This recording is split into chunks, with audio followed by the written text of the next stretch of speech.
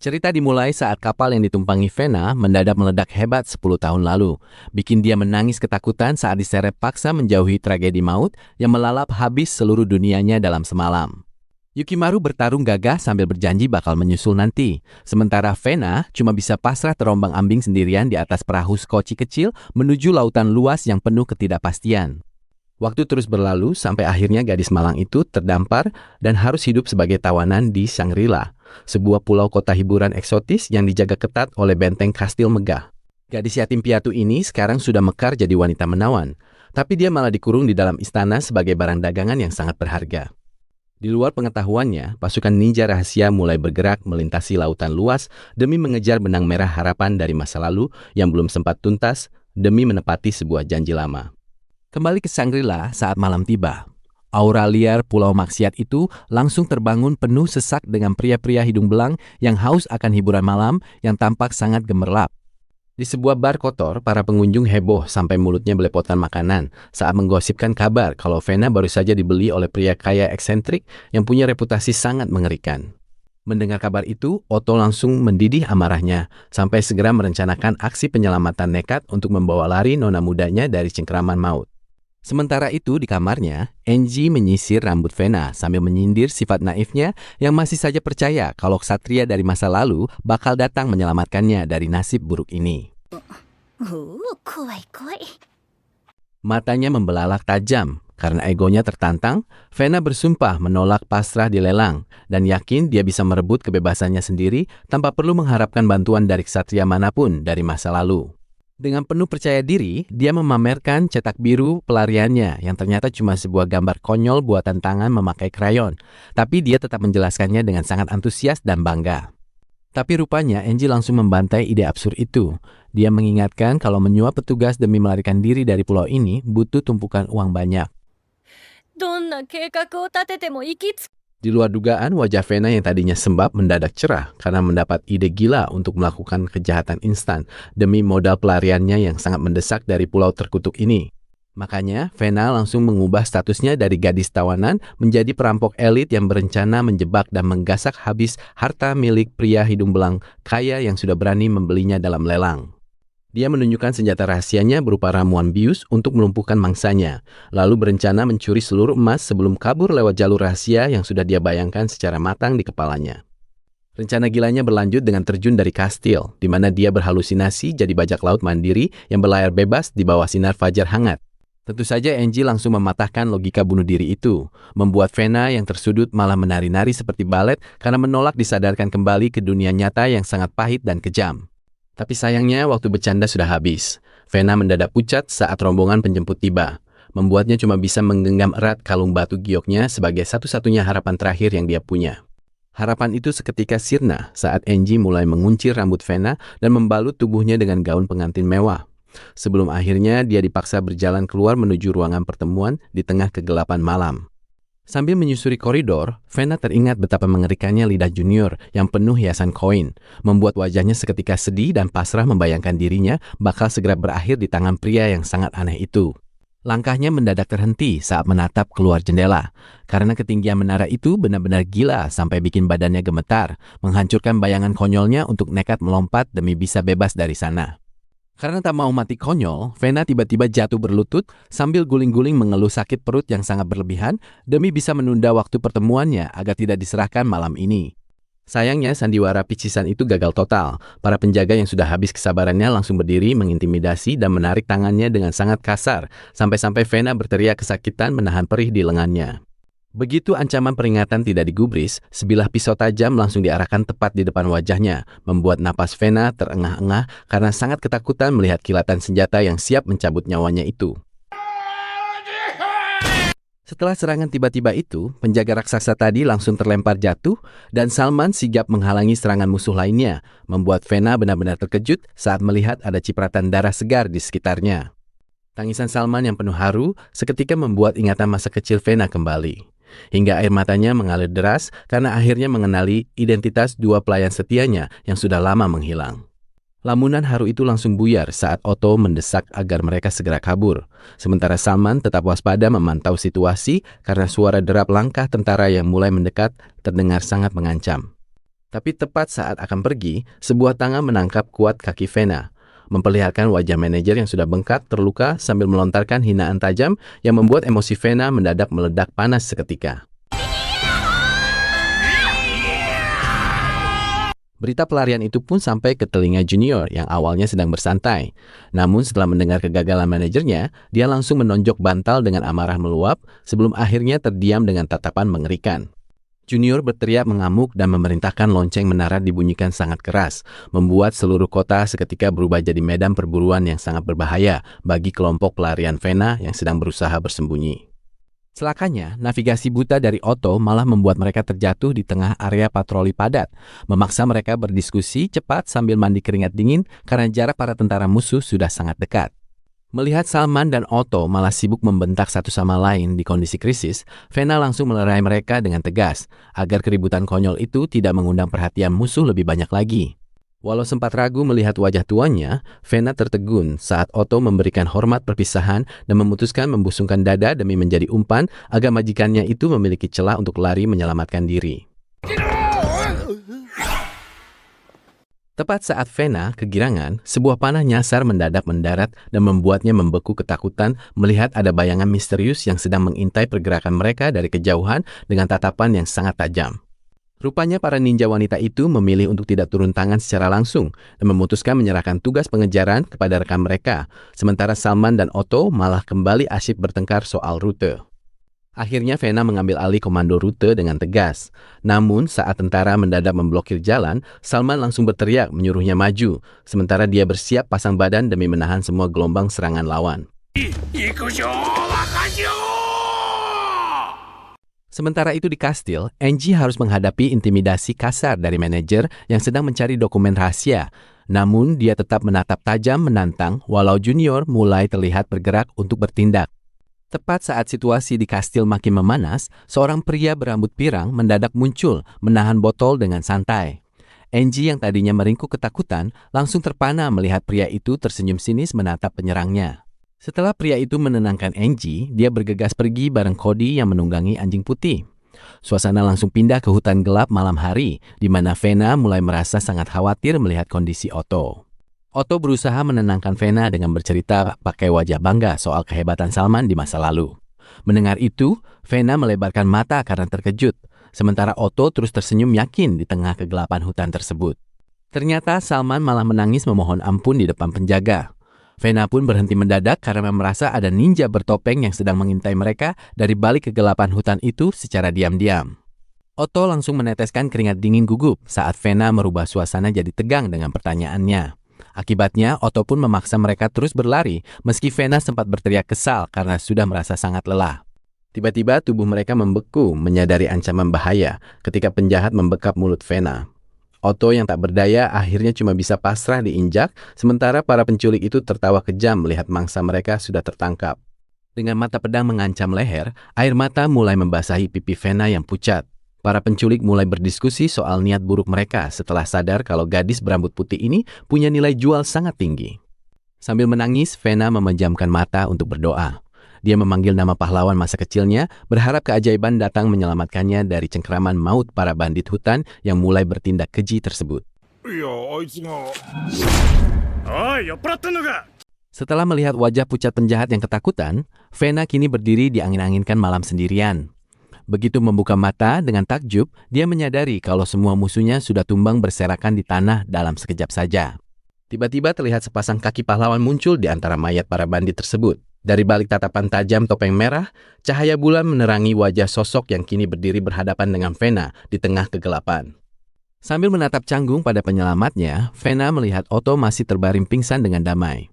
Yukimaru cuma mendengarkan dalam diam saat gadis itu malah mulai mengoceh panjang lebar menceritakan betapa jahatnya para penculik tadi. Walau si samurai memalingkan wajah muak, Vena tetap melangkah mendekat. Dia memberikan senyum tulus yang sangat lembut, meski mata tajam Yukimaru terus meliriknya dengan dingin seolah-olah dia adalah gangguan yang sangat besar. Dengan tatapan haru penuh kerinduan, Vena akhirnya berhasil membongkar identitas sang satria misterius tersebut. Dia yakin banget kalau pria di depannya ini adalah Yukimaru, sosok dari masa lalunya yang selama ini dia cari. Melihat kejadian itu, sosok ninja di atas pohon dan si gadis penembak langsung melongo keheranan. Sambil memastikan area tetap aman, Yukimaru memberikan tatapan dingin penuh kekesalan karena merasa sangat terganggu oleh ocehan. Begitu sang samurai berjalan pergi menjauh, pikiran Fena melayang ke masa lalunya tentang janji masa kecil mereka. Kini, Fena terbaring pingsan sambil memejamkan mata, memeluk erat memori manis yang akhirnya menjadi kenyataan. Fena perlahan membuka matanya. Lalu Otto dan Salma menghela napas lega melihatnya siuman. Fena menatap dengan wajah bingung saat mulai memproses situasi sekelilingnya yang jauh dari bahaya semalam. Nggak lama setelah itu, Fena menatap lautan luas sambil duduk santai di atas perahu. Otto tersenyum menenangkan Fena, namun Salman tiba-tiba meminta maaf dengan tertunduk karena sudah memaksanya melarikan diri. Karena itulah, Fena tersenyum menenangkan Salman dan memberikan ucapan terima kasih tulus atas keselamatannya. Meskipun Salman masih menunduk merasa bersalah, akhirnya kedua pria tua itu justru menangis bombay penuh haru. Fena terdiam melihat tingkah lebay mereka, lalu beralih memeluk anjing putih besar itu. Sambil mengelus bulunya, Salman justru mulai bertanya soal bekas luka yang ada di dahi Fena. Tapi rupanya, Fena menggerutu soal perlakuan kasar ksatria misterius yang menolongnya. Otto terdiam ragu mengungkap identitas aslinya, sampai keduanya tertegun melihat ke depan, sementara Salman mendengarkan dengan penuh tanda tanya. Tepat saat itu, kastil raksasa muncul dari kabut tebal hingga membuat Salman ternganga melihat pemandangan epik. Fena menatap lurus penuh konsentrasi karena dia mulai mengenali tempat misterius yang sangat legendaris tersebut. Sementara mereka mendekat, ksatria zirah merah mengawasi tajam dari kejauhan, sambil berbicara memastikan situasi aman.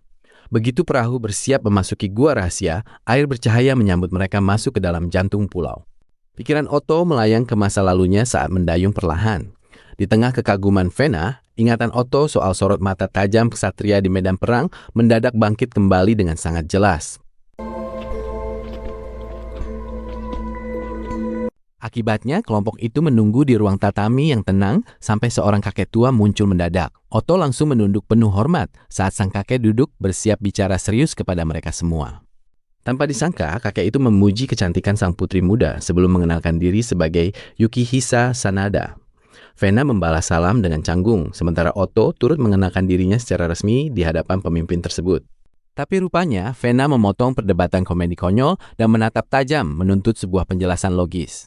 Salman sempat berteriak mengoreksi namanya sendiri, namun Yukihisa hanya mengelus jenggotnya sambil merenungkan jawaban yang tepat. Karena itulah Yukihisa mulai bercerita soal sejarah masa lalu dan kapal karam leluhurnya yang pernah dibantu keluarga Fena. Dia menjelaskan ikatan sumpah perlindungan suci serta persahabatan erat dengan mendiang ayah Fena. Lamunan itu buyar saat memori samar bocah lelaki terbayang.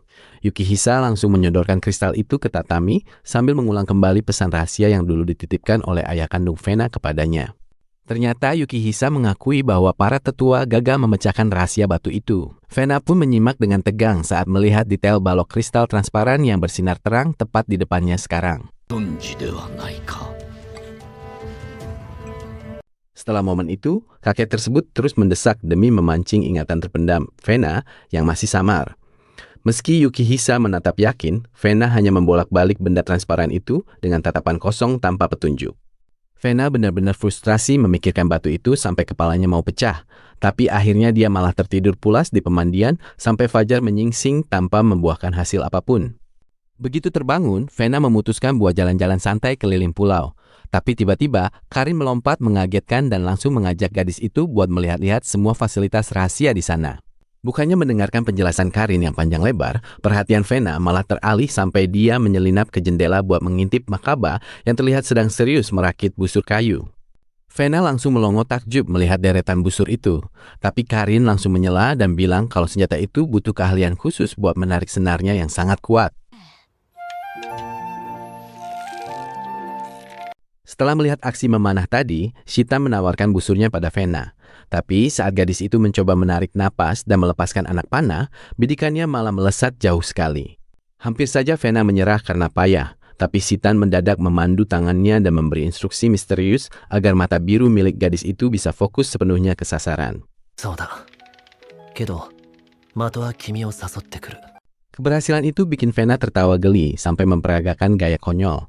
Lalu mereka semua pun mulai sibuk di dapur untuk menyiapkan camilan nasi kepal siang itu. Suasana makin ramai saat Tsubaki memarahi Makaba yang mencoba ikut campur soal bumbu. Ditambah lagi si kembar Enju dan Kaide tiba-tiba mendobrak masuk dengan perkenalan yang sangat berisik.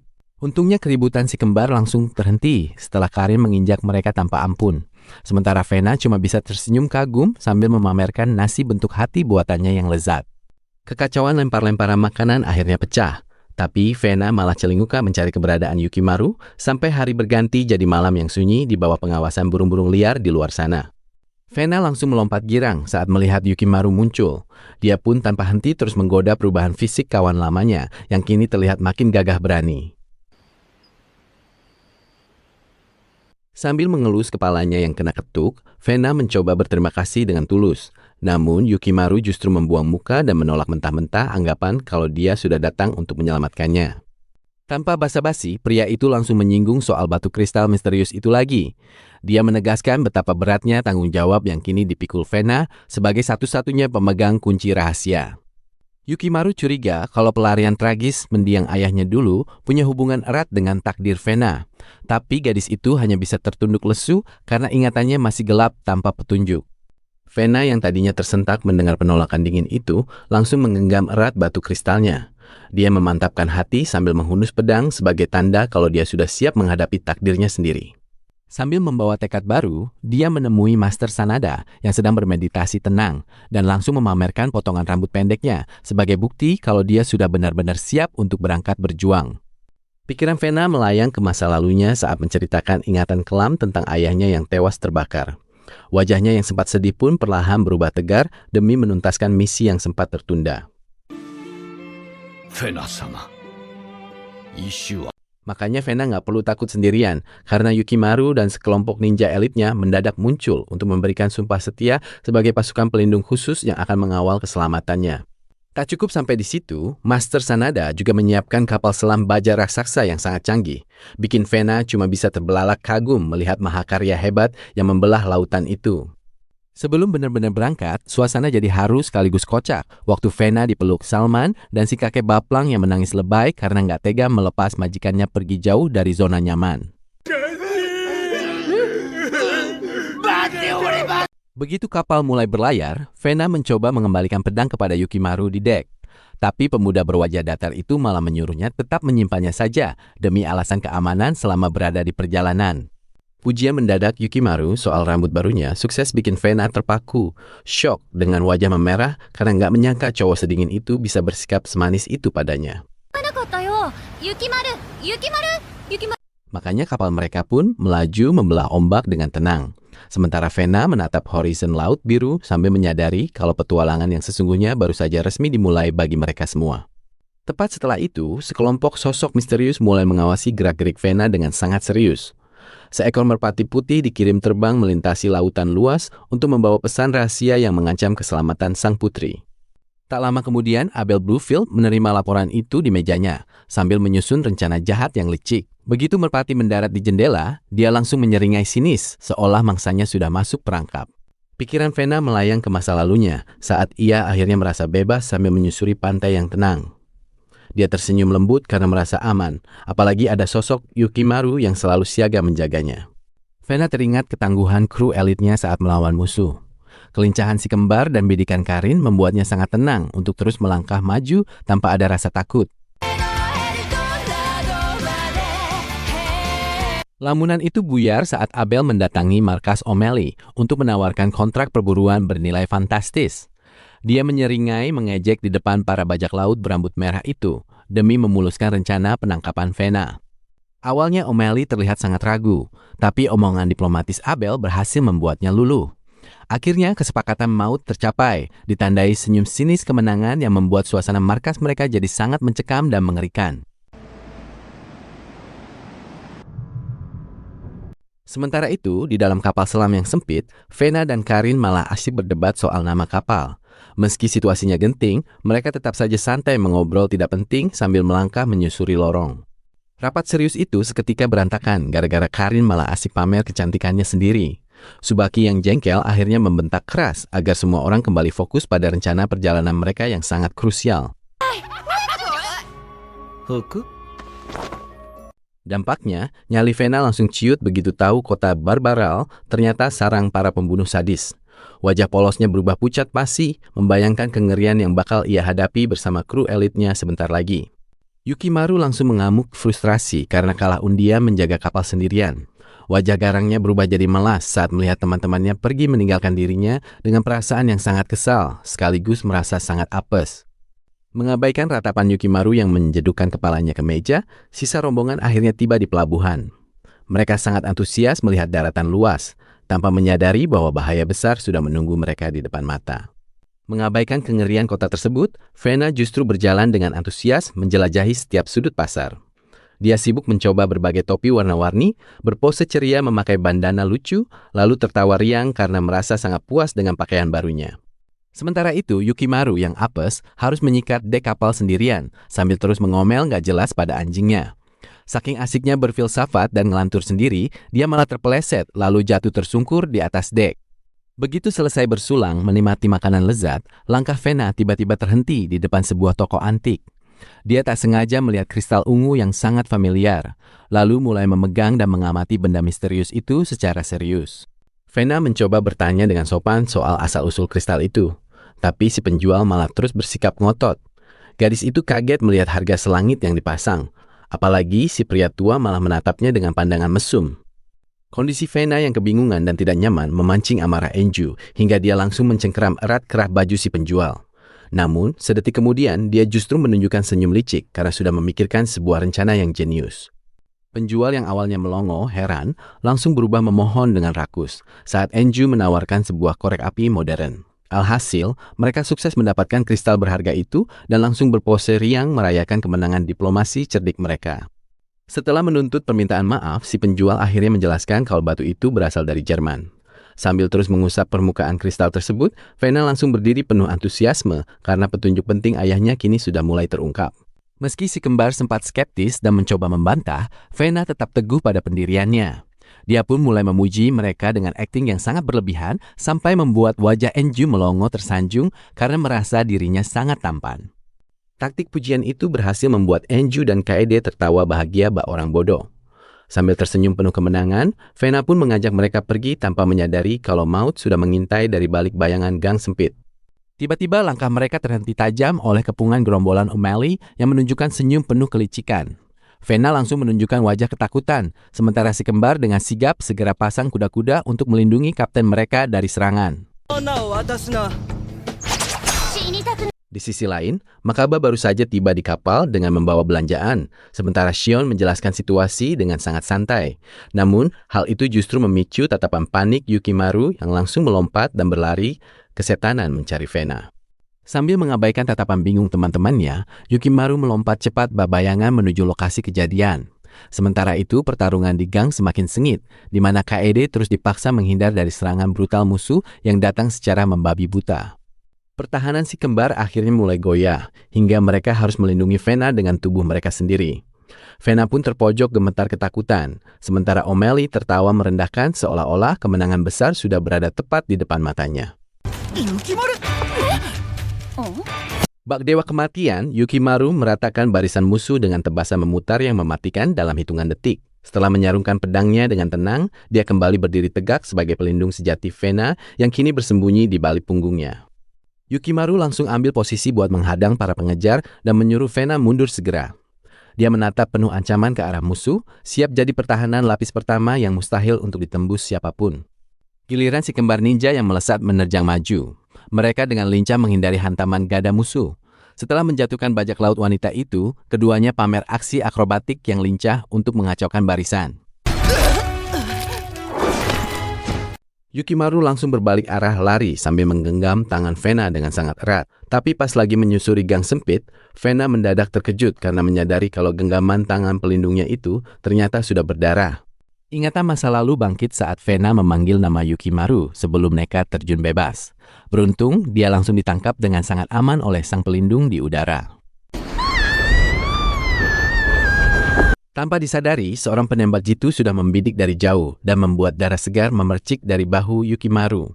Meski senapan terus mengunci target, mereka akhirnya tetap berhasil lolos dari kejaran maut. Tak lama, rekannya datang menghampiri untuk membahas identitas musuh yang ternyata bukan orang sembarangan. Sambil tersenyum sinis karena merasa tertarik, mereka membiarkan Yukimaru dan Fena tiba di benteng yang aman. Begitu sampai, Yukimaru melepaskan genggamannya hingga darah kental menetes ke tanah. Melihat wajahnya yang sangat kelelahan, Fena langsung berdiri sangat khawatir karena luka tembak di bahu pria itu ternyata parah. Yukimaru menolak bantuan dan malah membentak Fena dengan keras. Merasa sangat bersalah, gadis itu cuma bisa menunduk sedih sementara pria itu langsung berjalan pergi menjauh. Di sisi lain, Abel tampak menggumamkan takdir Fena sambil terus mengawasi dari kejauhan. Sementara itu, luka Yukimaru sudah dibalut perban rapi dan Shitan mulai datang menggoda soal kejadian dramatis tersebut. Shitan mulai serius membahas kekuatan musuh, bersamaan dengan nasib sial para tawanan yang diseret paksa. Mereka dilempar ke laut hidup-hidup, sementara Abel hanya termenung memikirkan rencana besar yang sedang disusunnya. Saat malam tiba, Abel kembali menatap kalung peninggalan itu dengan bimbang. Namun mendadak Grace O'Malley muncul dan memeluknya, membuat sang dalang akhirnya memilih untuk menutup mata pasrah dalam kegelapan.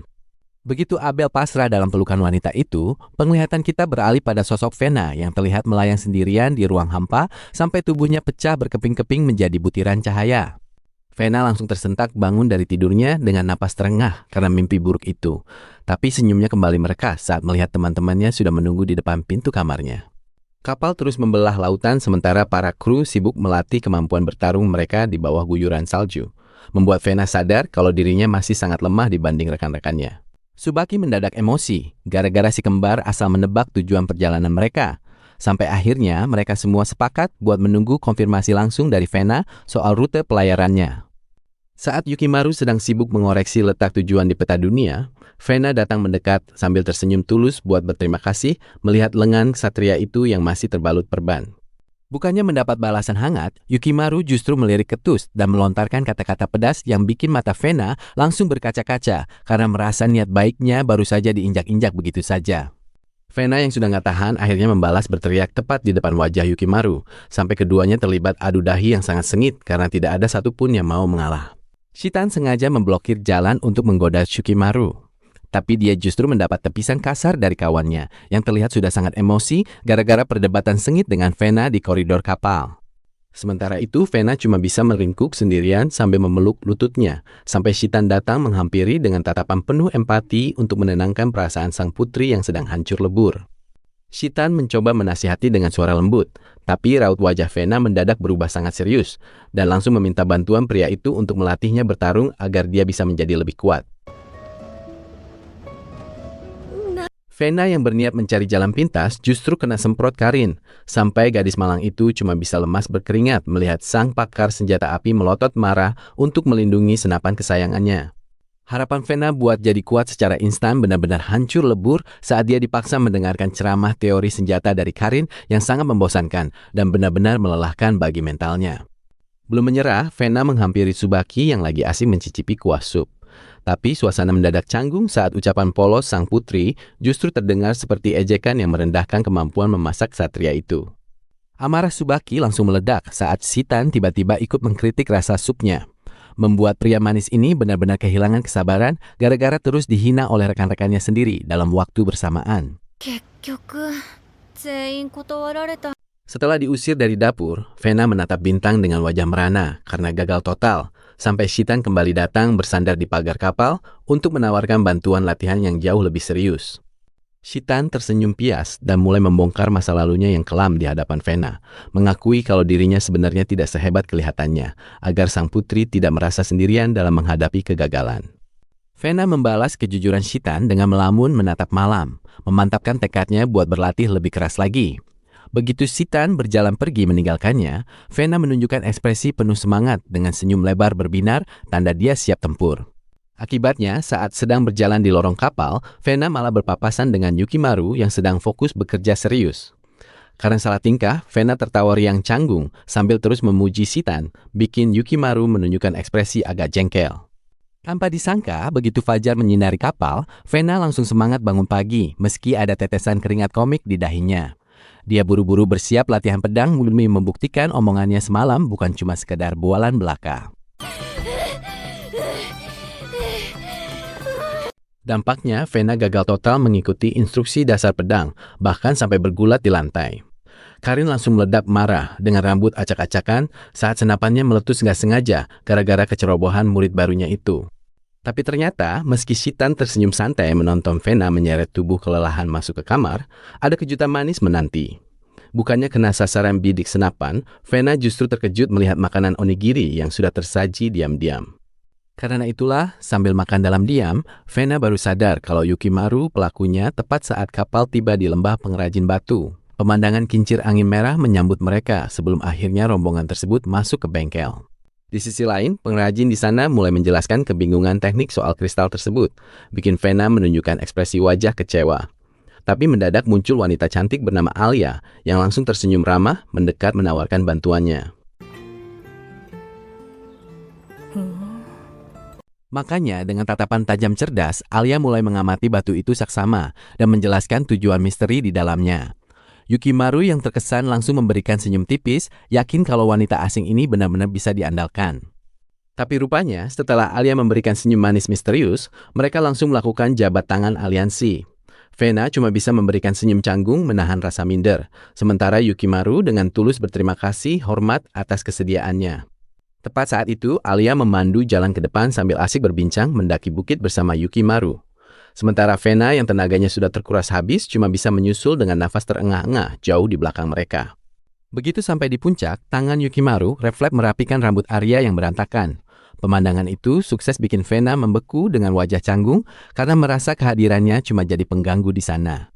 Ketegangan itu sedikit cair saat kakeknya Arya mendadak memuji ketajaman pisau cukur milik Yukimaru. Saking terkesannya, sang kakek langsung menawarkan bantuan besar sebagai bentuk balas budi kepada rombongan mereka. Kakek menjelaskan kalau kristal misterius itu punya nomor seri rahasia, makanya dia langsung menyuruh Arya mengambil buku catatan transaksi kuno milik leluhur mereka untuk segera melacak asal-usul benda tersebut. Jemari keriput kakek gemetar saat menelusuri halaman buku, hingga tiba-tiba napasnya tertahan dan keringat dingin bercucuran saat dia akhirnya menemukan identitas asli dari sang pemesan batu kristal tersebut. Tapi rahang Shitan langsung mengeras saat menyadari sebuah paradoks waktu yang mustahil. Karena batu itu ternyata dipesan di tahun saat sosok legendaris tersebut seharusnya sudah dieksekusi mati oleh musuhnya. Menyadari ada misteri kelam yang berbahaya, sorot mata Yukimaru berubah sangat waspada. Dia pun memutuskan untuk segera pamit pergi saat senja, meskipun Arya sempat menawarkan mereka semua untuk menginap saja. Setelah Yukimaru menolak halus tawaran itu karena melihat Vena yang salting parah, senyum hangat dari Arya sukses membuat semangat Vena kembali membara hingga dia akhirnya berlari ceria meninggalkan rumah itu. Di bawah temaram cahaya bulan, Vena menatap lautan dengan pandangan kosong sambil menceritakan sensasi dejavu aneh yang tiba-tiba muncul di ingatannya sejak mendengar nama Lapucelle yang terasa sangat asing. Di saat kilasan memori wanita pirang mulai menghantui kepalanya, sekelompok musuh rahasia ternyata sudah membidik mereka dari jauh, siap melakukan pergerakan besar untuk mengejar tujuan rahasia yang mereka incar. Meski petualangan ke depan bakal makin mematikan dengan kehadiran musuh baru, Vena kini memantapkan hatinya untuk terus melangkah maju bersama Yukimaru yang selalu setia berdiri menjaganya di segala situasi sulit. Begitu fajar menyingsing, kapal selam mereka meluncur tenang membelah lautan biru. Di dek, Shitan melepaskan seekor merpati membawa pesan yang langsung terbang tinggi menuju sebuah kastil batu rahasia di kejauhan. Sementara itu di lokasi rahasia, Kei akhirnya menemui pamannya yang sudah sangat tua. Dengan wajah serius dan tatapan tajam, dia mulai menanyakan kebenaran tentang konspirasi besar yang mengincar kekuatan Vena. Mendengar rahasia gelap itu, rahang Kei sempat mengeras seketika. Namun, sedetik kemudian, dia justru memamerkan senyum sinis penuh percaya diri seolah sudah siap untuk melibas semua rencana jahat dari pamannya tersebut. Akibatnya, seisi kapal heboh karena koordinat itu aneh. Matanya membelalak lebar, sementara Karin sibuk menjelaskan teori teknis yang justru membuat Vena makin merasa bingung dan tidak mengerti apa-apa. Tapi untungnya Yukimaru tetap tenang dan mulai menganalisis situasi secara rasional. Senyuman percaya diri Shitan akhirnya berhasil meyakinkan kru, bahkan si kembar langsung mengangkat tangan tanda setuju untuk melanjutkan misi. Tanpa membuang waktu, mereka langsung menarik rute menuju kota Orleans melewati sungai yang tenang. Yukimaru menunjuk peta kuno itu dengan mantap sambil mengamati tebing batu kapur putih yang menjulang sangat tinggi. Begitu sampai, mereka justru disambut oleh ratusan rongga gua yang membingungkan. Karin langsung mengomeli kapten mereka karena tidak ada petunjuk pasti, membuat Vena kelabakan memegang wajahnya karena merasa sangat terpojok. Sementara itu, Kapten O'Malley diam-diam mengintai dari atas tebing. Dia tersenyum licik melalui teropongnya, menganggap Vena hanyalah mangsa empuk yang sangat mudah untuk segera dijebak demi tujuannya sendiri. Akibat tekanan itu, air mata Vena mulai mengalir karena merasa sangat bimbang. Namun Shitan segera menenangkannya sampai Vena nekat menunjuk satu pintu asal yang kemudian langsung ditarik paksa oleh si kembar. Makaba kemudian meruntuhkan barikade kayu itu menggunakan linggis raksasanya dengan sekali pukul. Seketika rahang mereka jatuh saat melihat sebuah aula katedral kuno yang sangat megah tersembunyi jauh di dalam perut bumi. Tapi suasana indah itu mendadak berubah mencekam saat Karin mencium bau aneh dari lorong gelap. Bulu kuduknya langsung merinding sampai dia lari terbirit-birit karena ketakutan melihat lubang hitam yang menyeramkan itu. Dampaknya, mereka menemukan tumpukan tengkorak yang berserakan. Shitan dan Yukimaru langsung menganalisisnya, menyadari adanya tragedi masa lalu yang sangat mengerikan di dalam gua gelap tersebut. Makanya Makaba langsung menjitak si kembar karena mereka nekat memakai tengkorak untuk menakuti Karin. Di tengah labirin yang membingungkan itu, Shitan kembali mendorong Vena agar segera memilih jalan demi keselamatan mereka. Vena pun memejamkan mata sampai keajaiban visual bunga putih muncul menuntun instingnya. Dia tersentak saat tersadar dari lamunannya. Lalu dengan tangan gemetar namun mantap, dia menunjuk satu lorong dengan keyakinan absolut. Di sisi lain, kelompok bajak laut diam-diam mengintip dari celah gua untuk mengikuti rombongan Yukimaru. Meski Chin terus mengeluh ketakutan sampai pertengkaran mereka dilerai saat tiba di persimpangan. Oke sibuk mencari petunjuk sambil mengatur anak buahnya agar tetap waspada. Sementara itu, Mary mulai mengendus tanah sampai akhirnya dia berhasil menunjukkan arah pasti kemana rombongan Vena pergi. Kembali ke Vena yang berdiri tegak di persimpangan, dia langsung memimpin masuk ke lorong terdalam dengan sangat yakin, hingga memancing tatapan curiga dari Yukimaru yang mulai merasa ada kejanggalan. Karin merinding melihat mata Vena yang seolah terhipnotis, apalagi saat Yukimaru membagikan firasat aneh soal ancaman yang terus membayangi mereka di dalam gua gelap tersebut. Sambil terus menembus pekatnya gua, Tsubaki diam-diam mengamati tingkah laku Yukimaru dan menganalisis kelembapan lokasi sekitar. Namun, mata jahilnya justru mulai merencanakan sesuatu untuk menggoda rekan setimnya itu. Tak disangka, Tsubaki melempar senyum ejekan lalu menanyakan hal sensitif soal perasaan Yukimaru yang seketika membuatnya menoleh salah tingkah, meskipun Vena sendiri tetap fokus berjalan lurus ke depan. Langkah mereka mendadak terhenti karena terpesona melihat keagungan prasasti kuno, di mana Vena segera mengonfirmasi lokasinya lewat analisis ingatan gaibnya dengan raut wajah tegang yang penuh dengan misteri. Saat para prajurit bingung mencari kunci, tangan Vena bergerak sendiri menekan urutan blok rahasia, hingga pintu kuno raksasa itu pun mulai bergetar hebat di hadapan mereka semua. Begitu pintu terbuka, Vena menatap isi dalam dan terpukau melihat katedral maha luas. Sementara Tsubaki terpaksa menahan tubuh Yukimaru agar membiarkan gadis itu memimpin sisa rombongan yang menyusul. Sesuai instruksi khusus dari Vena, sentuhan api dari obor mereka langsung memicu reaksi berantai hingga sistem magis menyala dan membuat seluruh penjuru katedral yang gelap gulita menjadi sangat benderang. Vena berjalan mantap dengan mata penuh determinasi gaib. Lalu dia segera memasukkan batu kristal kunci milik ayahnya, sementara seluruh tim sibuk mengamati pola misterius yang muncul di altar tersebut. Meski sudah dikawal ketat, mereka sempat kecewa karena pintu tak kunjung terbuka, sampai Makaba menemukan kejanggalan fisik berupa lubang intip rahasia di area katedral itu. Karin langsung menyerobot maju untuk melakukan analisis pada bentuk aneh di sana, hingga dia menyadari adanya proyeksi pembiasan cahaya yang membentuk identifikasi deretan angka Romawi di dinding katedral. Nahasnya, tepat saat Tsubaki menyadari kebenaran soal angka tersebut, Vena justru diam-diam memisahkan diri dari rombongan dan berjalan sendirian menuruni lorong gelap untuk menghadapi takdir yang sudah menantinya. Di ujung lorong gelap itu, Vena menemukan ukiran misterius di dinding batu yang bikin napasnya tertahan. Matanya berkaca-kaca karena memori masa lalu mendadak bangkit. Tangannya pun gemetar menyentuh ukiran kuno di katedral tersebut. Sementara itu, Shitan dan Karin akhirnya berhasil menganalisis deretan angka menjadi koordinat yang jelas. Si kembar tampak kebingungan saat Karin menjelaskan fungsi alatnya, sementara Yukimaru sibuk membahas arah koordinat yang masih menjadi kendala. Saking fokusnya pada koordinat, Yukimaru baru tersadar kalau Fena sudah menghilang dari posisinya. Wajah seluruh tim langsung memucat. Yukimaru pun panik dan segera lari sekencang mungkin ke lorong gelap untuk mengejar gadis tersebut. Sayangnya, Yukimaru terlambat karena Fena sudah ditodong pisau. Melihat Fena ketakutan, amarah Yukimaru langsung mendidih meski dia tak bisa sembarang menyerang karena posisi musuh yang sangat licik. Dampaknya, terjadilah kebuntuan senjata yang memaksa Goblins mundur selangkah demi selangkah. Moncong senapan musuh sudah siap tembak, sementara Kapten Grace menuntut penyerahan dokumen rahasia itu sebagai syarat agar nyawa Fena tetap selamat. Grace menatap remeh sambil menuntut koordinat Eldorado saat itu juga. Yukimaru pun melarang Shitan bertindak gegabah, hingga akhirnya Karin memberanikan diri maju menyerahkan kertas berharga tersebut demi menyelamatkan Fena yang tengah terancam. Begitu kertas pindah tangan, Grace langsung memverifikasi keaslian tinta dokumen tersebut. Namun setelah yakin isinya benar, dia malah bertindak kejam dengan menendang Karin sampai gadis ninja itu terkapar pingsan akibat serangan mendadak yang tak terduga. Tapi Grace melarang pembunuhan itu karena ia sangat menghormati legenda pembunuh Lucifer. Tim Goblins pun cuma bisa menatap musuh penuh kebencian dari bawah tangga katedral yang gelap saat mendengar ocehan pongah tersebut.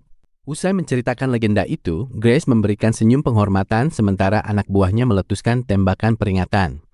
Hal itu sengaja dilakukan agar Goblins tidak mengejar saat pasukan bajak laut mulai mundur secara taktis meninggalkan katedral megah tersebut. Masalah belum selesai karena musuh terus menyeret Fena naik ke atas tangga secara paksa. Grace pun tertawa sinis saat memberi instruksi di dekat tumpukan kotak kayu misterius, seolah ia sudah menyiapkan jebakan tambahan yang mematikan. Melihat itu, Yukimaru berteriak menuntut Fena dikembalikan, namun Grace menolak. Dia justru melambaikan tangan dengan anggun saat krunya kabur membawa sandera paling berharga itu pergi meninggalkan katedral megah tersebut secepat mungkin. Sumbu ledak di pintu keluar langsung terpicu dan memicu bom besar yang membuat Yukimaru terpaksa mundur. Ledakan itu menciptakan kilatan cahaya membutakan, bahkan getarannya sanggup membangunkan Tsubaki yang sedang tertidur lelap di luar gua. Sementara para pahlawan kita terkubur di bawah reruntuhan, kapal selam bajak laut itu muncul ke permukaan dan menjauh. Fena hanya bisa terdiam dalam kesedihan melihat timnya terjebak, dan disitulah masalah sebenarnya baru saja dimulai. Rekan-rekan mencoba menyadarkan Karin sampai akhirnya dia membuka mata. Namun suasana mendadak tegang karena teriakan amarah menyadari tawanan kabur, membuat Yukimaru langsung melangkah pergi memburu sendirian demi menyelesaikan misinya. Tepat saat itu, Grace mendorong kasar Fena sebelum membuka penutup kepalanya. Tapi Abel justru langsung memotong tali tawanan itu dan memeriksa tangan Fena yang lecet dengan tatapan yang sangat protektif. Akibat kelancangannya, bajak laut itu menuntut imbalan besar, namun Abel malah membalas dengan tatapan dingin. Bahkan Grace diseret paksa keluar ruangan karena sudah berani melukai sang putri tanpa izin darinya. Fena cuma bisa mundur saat Abel mendadak bersimpuh. Lalu pria itu menyatakan pengabdian tulusnya selama 10 tahun demi melindungi nyawa sang putri. Sementara itu, Shitan meraba tembok yang runtuh dan Yukimaru mulai menjelaskan taktik baru karena jalan utama mereka tertutup, sehingga mereka harus mengincar celah atap gua agar bisa keluar dari sana. Tanpa membuang waktu, Shitan segera merakit bom darurat setelah menemukan kotak mesiu, sementara si kembar memanjat dinding untuk menaruhnya.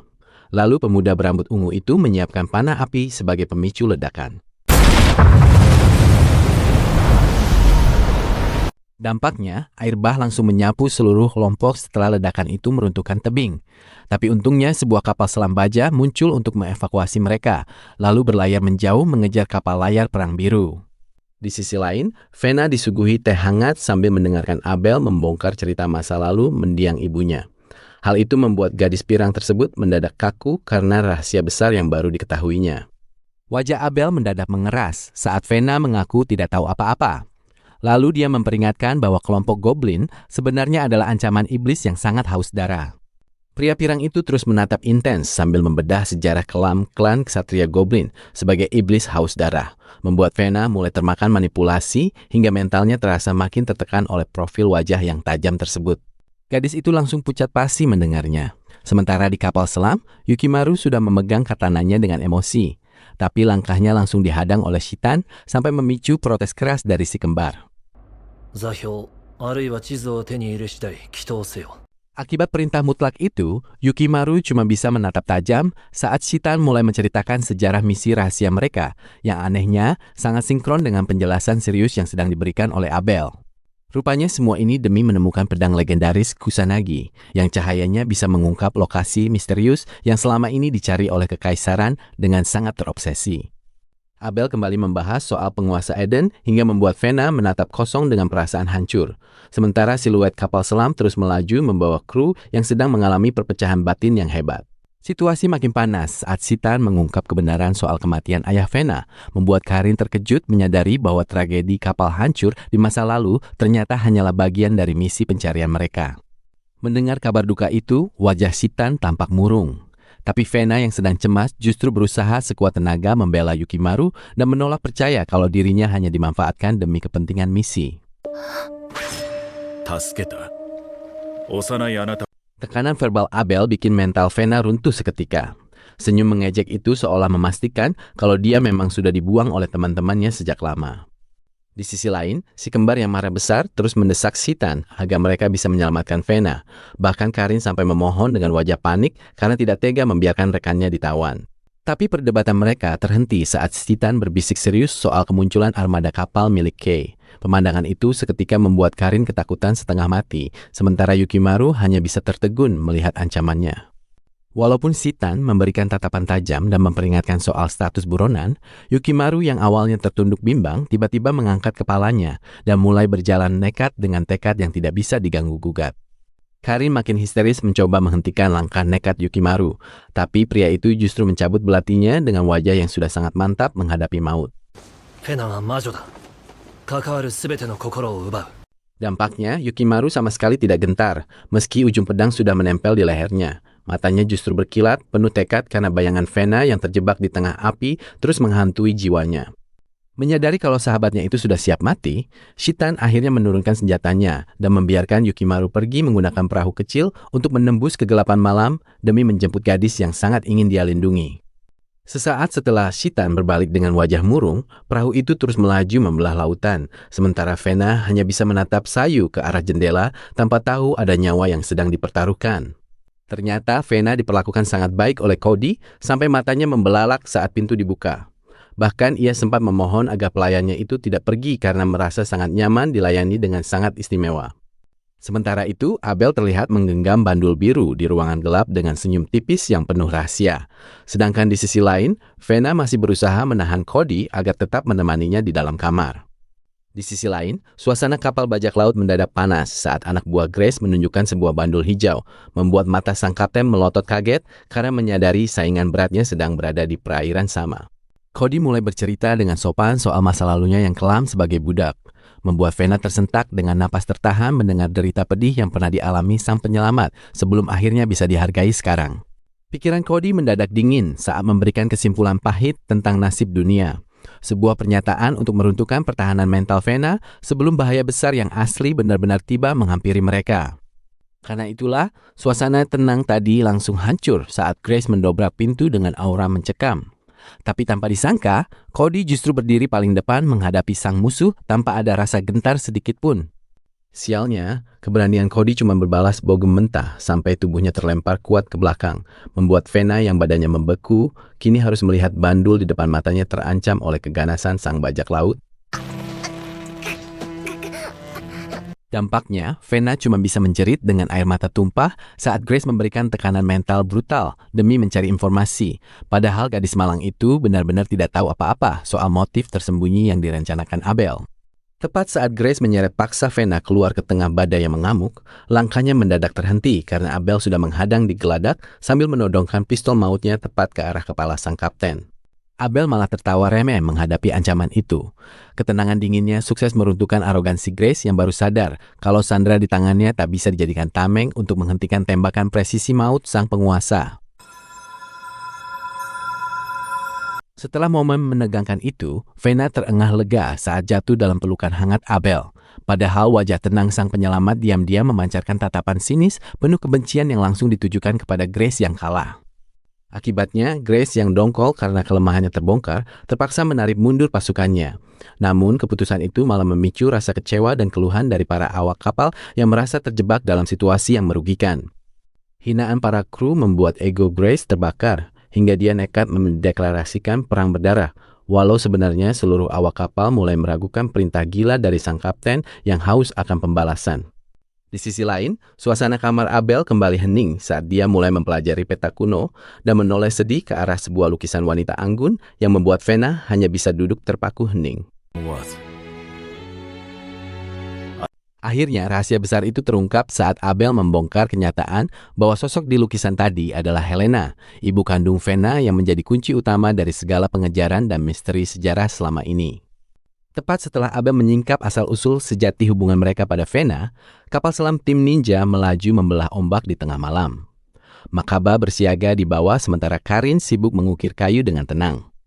Salah satu kru menarik tuas untuk mengalihkan sistem ke mode otomatis agar kapal besi itu perlahan naik menembus permukaan laut, bersiap mengambil posisi serang tanpa terdeteksi oleh radar musuh yang berjaga.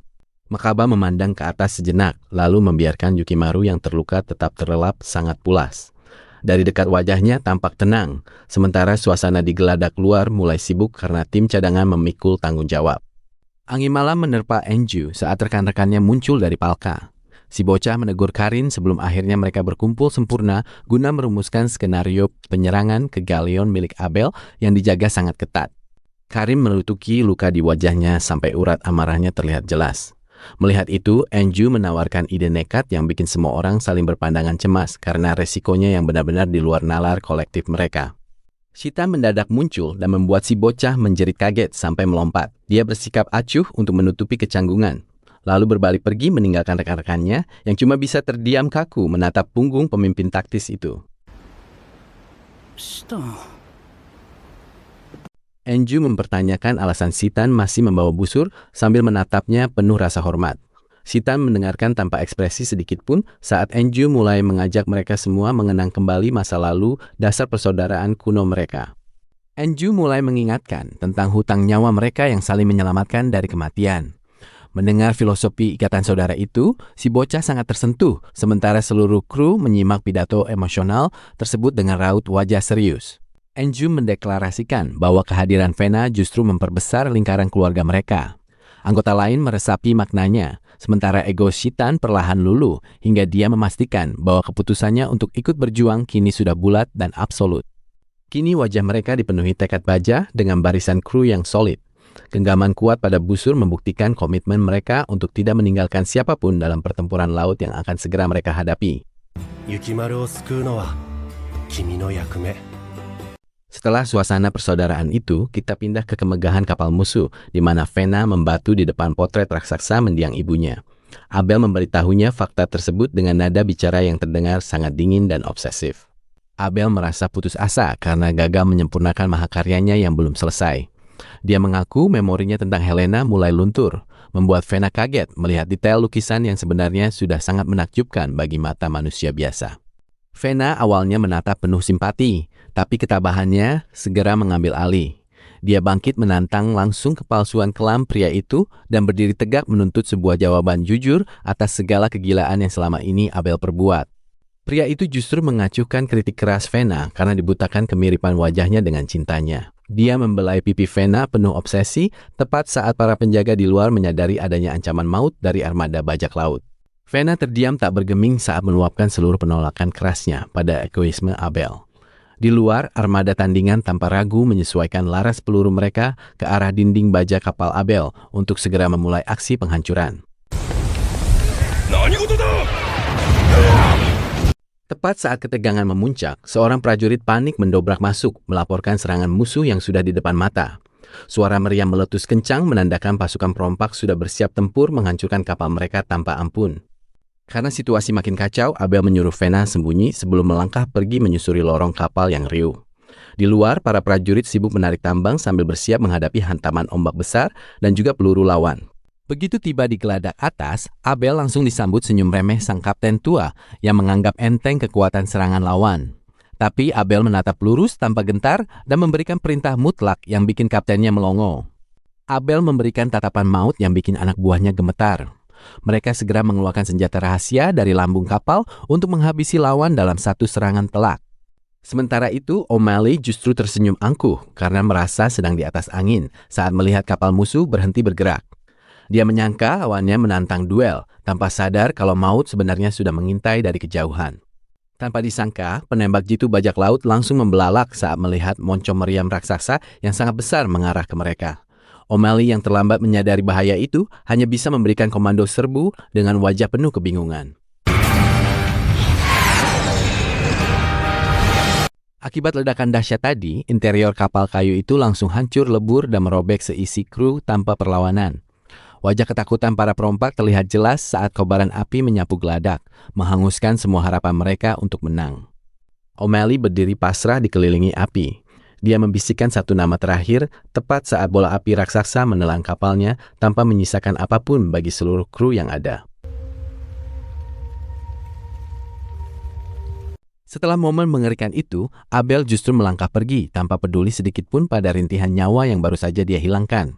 Dia bahkan sempat membacakan kutipan ayat dengan tenang, meninggalkan kaptennya yang masih benar-benar terpaku. Tepat saat itu, Yukimaru mendadak membeku saat melihat sosok putih mengambang di antara puing-puing kapal yang hancur. Dia langsung mengira itu adalah Fena, hingga rasa takut yang hebat mulai merayapi seluruh tubuh dan pikirannya. Pikiran Yukimaru melayang ke masa lalunya saat dia sering terjatuh lelah saat menjalani latihan dojo yang sangat berat. Dia teringat saat gurunya memberikan petuah bijak sambil menatapnya yang sedang menggertakkan gigi menahan rasa frustrasi. Sang guru menjelaskan bahwa rasa takut adalah kelemahan yang harus dibuang. Yukimaru diajarkan ketenangan absolut agar kelak dia bisa melindungi nyawa orang yang paling berharga baginya. Lamunan itu buyar saat Yukimaru kembali membuka matanya dengan penuh tekad untuk segera bertindak. Dia langsung menyapu bersih rasa takutnya, lalu mulai mendayung perahunya untuk mengejar musuh dengan kecepatan yang sangat luar biasa gila. Di sisi lain, Abel kembali ke dalam kapal untuk memeriksa keadaan Fena setelah pertempuran yang brutal berakhir. Tapi langkahnya mendadak terhenti saat dia mendapati kamar tawanan itu sudah kosong melompong tanpa ada jejak sedikitpun. Ternyata Fena sudah berada di geladak sambil menangis histeris meratapi sisa-sisa pembantaian yang sangat mengerikan. Air matanya terus mengalir hingga dia jatuh bersimpuh karena tak sanggup melihat pemandangan neraka di depan matanya sendiri. Fena masih terpuruk di geladak dengan mata yang memantulkan bara api dari ledakan kapal. Dia mendongak pucat saat perwira mendekat karena tiba-tiba teringat sosok dirinya di tengah kebakaran masa lalu. Pikiran Fena melayang ke masa lalunya saat siluet pertempuran mematikan mulai muncul, memperlihatkan wajah iblis api yang tertawa, sementara Fena kecil menangis ketakutan melihat pembantaian sadis di depan matanya sendiri. Lamunan itu buyar saat Fena mulai kehilangan kewarasan, hingga dia merangkak mundur ketakutan. Bahkan saat dua perwira mendekat, dia malah berhalusinasi melihat mereka sebagai sosok iblis biru yang sangat menyeramkan.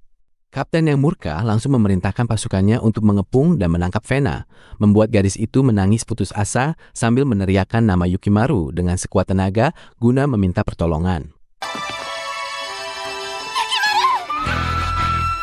Setelah momen aksi tadi, Fena menoleh sangat lega saat melihat Yukimaru berdiri tegap melindunginya. Dia langsung mencabut dua pedang bersinar meski kapten musuh sudah murka dan menyuruh anak buahnya menembak. Tapi tiba-tiba saja sebutir peluru melesat mematikan hingga membuat darah muncrat dari punggung Yukimaru. Ternyata pelakunya adalah Abel yang berdiri tenang memegang senapan. Sukses membuat Fena benar-benar terbelalak syok melihatnya. Akibatnya, tubuh Yukimaru jatuh lunglai terkapar dengan wajah pucat menahan sakit yang luar biasa. Fena pun langsung memeluknya sambil gemetar ketakutan saat Abel dengan dingin memerintahkan hukuman mati untuk mereka. Fena nekat pasang badan dan meringkuk untuk menutupi tubuh Yukimaru.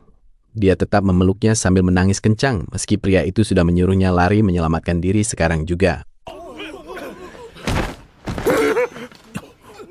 Karena tembakan anak panah tadi, kapten mereka langsung tumbang dan tim ninja mendarat serentak ke kapal. Mereka mengamuk dengan pedang kembar sambil menangkis semua tembakan musuh dengan sangat lincah dan cepat. Di tengah kekacauan itu, seorang ahli peledak mendarat sambil membawa tabung bambu dan menciptakan ledakan asap tebal yang menyelimuti kapal, memicu kepanikan luar biasa bagi seluruh awak kapal yang pandangannya tertutup asap. Sementara sisa pertarungan masih dipenuhi kepulan asap dan percikan api. Abel justru hanya berjalan santai di tengah reruntuhan dengan siluet yang tetap tenang, seolah membiarkan semua penyusup itu pergi begitu saja. Akhirnya tim ninja berhasil lolos membawa Vena yang jatuh pingsan setelah trauma berat meninggalkan kapal musuh di bawah langit malam yang sangat kelam dan penuh badai. Langit malam lautan yang gelap tiba-tiba berubah mencekam saat Yukimaru mendadak tumbang tak berdaya, membuat Vena harus berjuang keras merawat lukanya di ruang rawat darurat di bawah tatapan tajam pria berjubah. Nggak lama setelah itu, perdebatan sengit pun pecah di antara kawan-kawannya yang panik mencari jalan keluar medis, sementara Vena cuma bisa terus mengompres dahi Yukimaru dengan tangan yang gemetar sangat hebat. Karena nyawa rekannya sedang di ujung tanduk, mereka akhirnya sepakat menuju pelabuhan Chawen dan segera mengutus seseorang untuk berlari kencang menyusuri lorong kapal guna menyampaikan pesan darurat tersebut secepat mungkin kepada tim. Langkah Shitan terhenti di geladak saat kenangan pahit mulai menghantamnya, membuat pria itu menutup mata rapat-rapat ketika pikiran Shitan melayang ke masa lalunya. Dalam ingatannya, dia melihat para penjaga sedang mengevakuasi korban luka parah dari sebuah insiden berdarah, di mana seorang bocah kecil tampak terkapar dengan seluruh tubuh yang sudah dibalut oleh lilitan perban. Lamunan itu buyar saat Shitan berusaha kembali tegar menghadapi terpaan angin laut yang kencang, tepat ketika kapal selam mereka mulai terlihat mendekati daratan untuk segera melakukan misi penyelamatan darurat untuk Yukimaru. Begitu kapal berlabuh, mereka langsung membawa pasien masuk ke gedung medis di gang sempit untuk menjalani operasi pengangkatan peluru.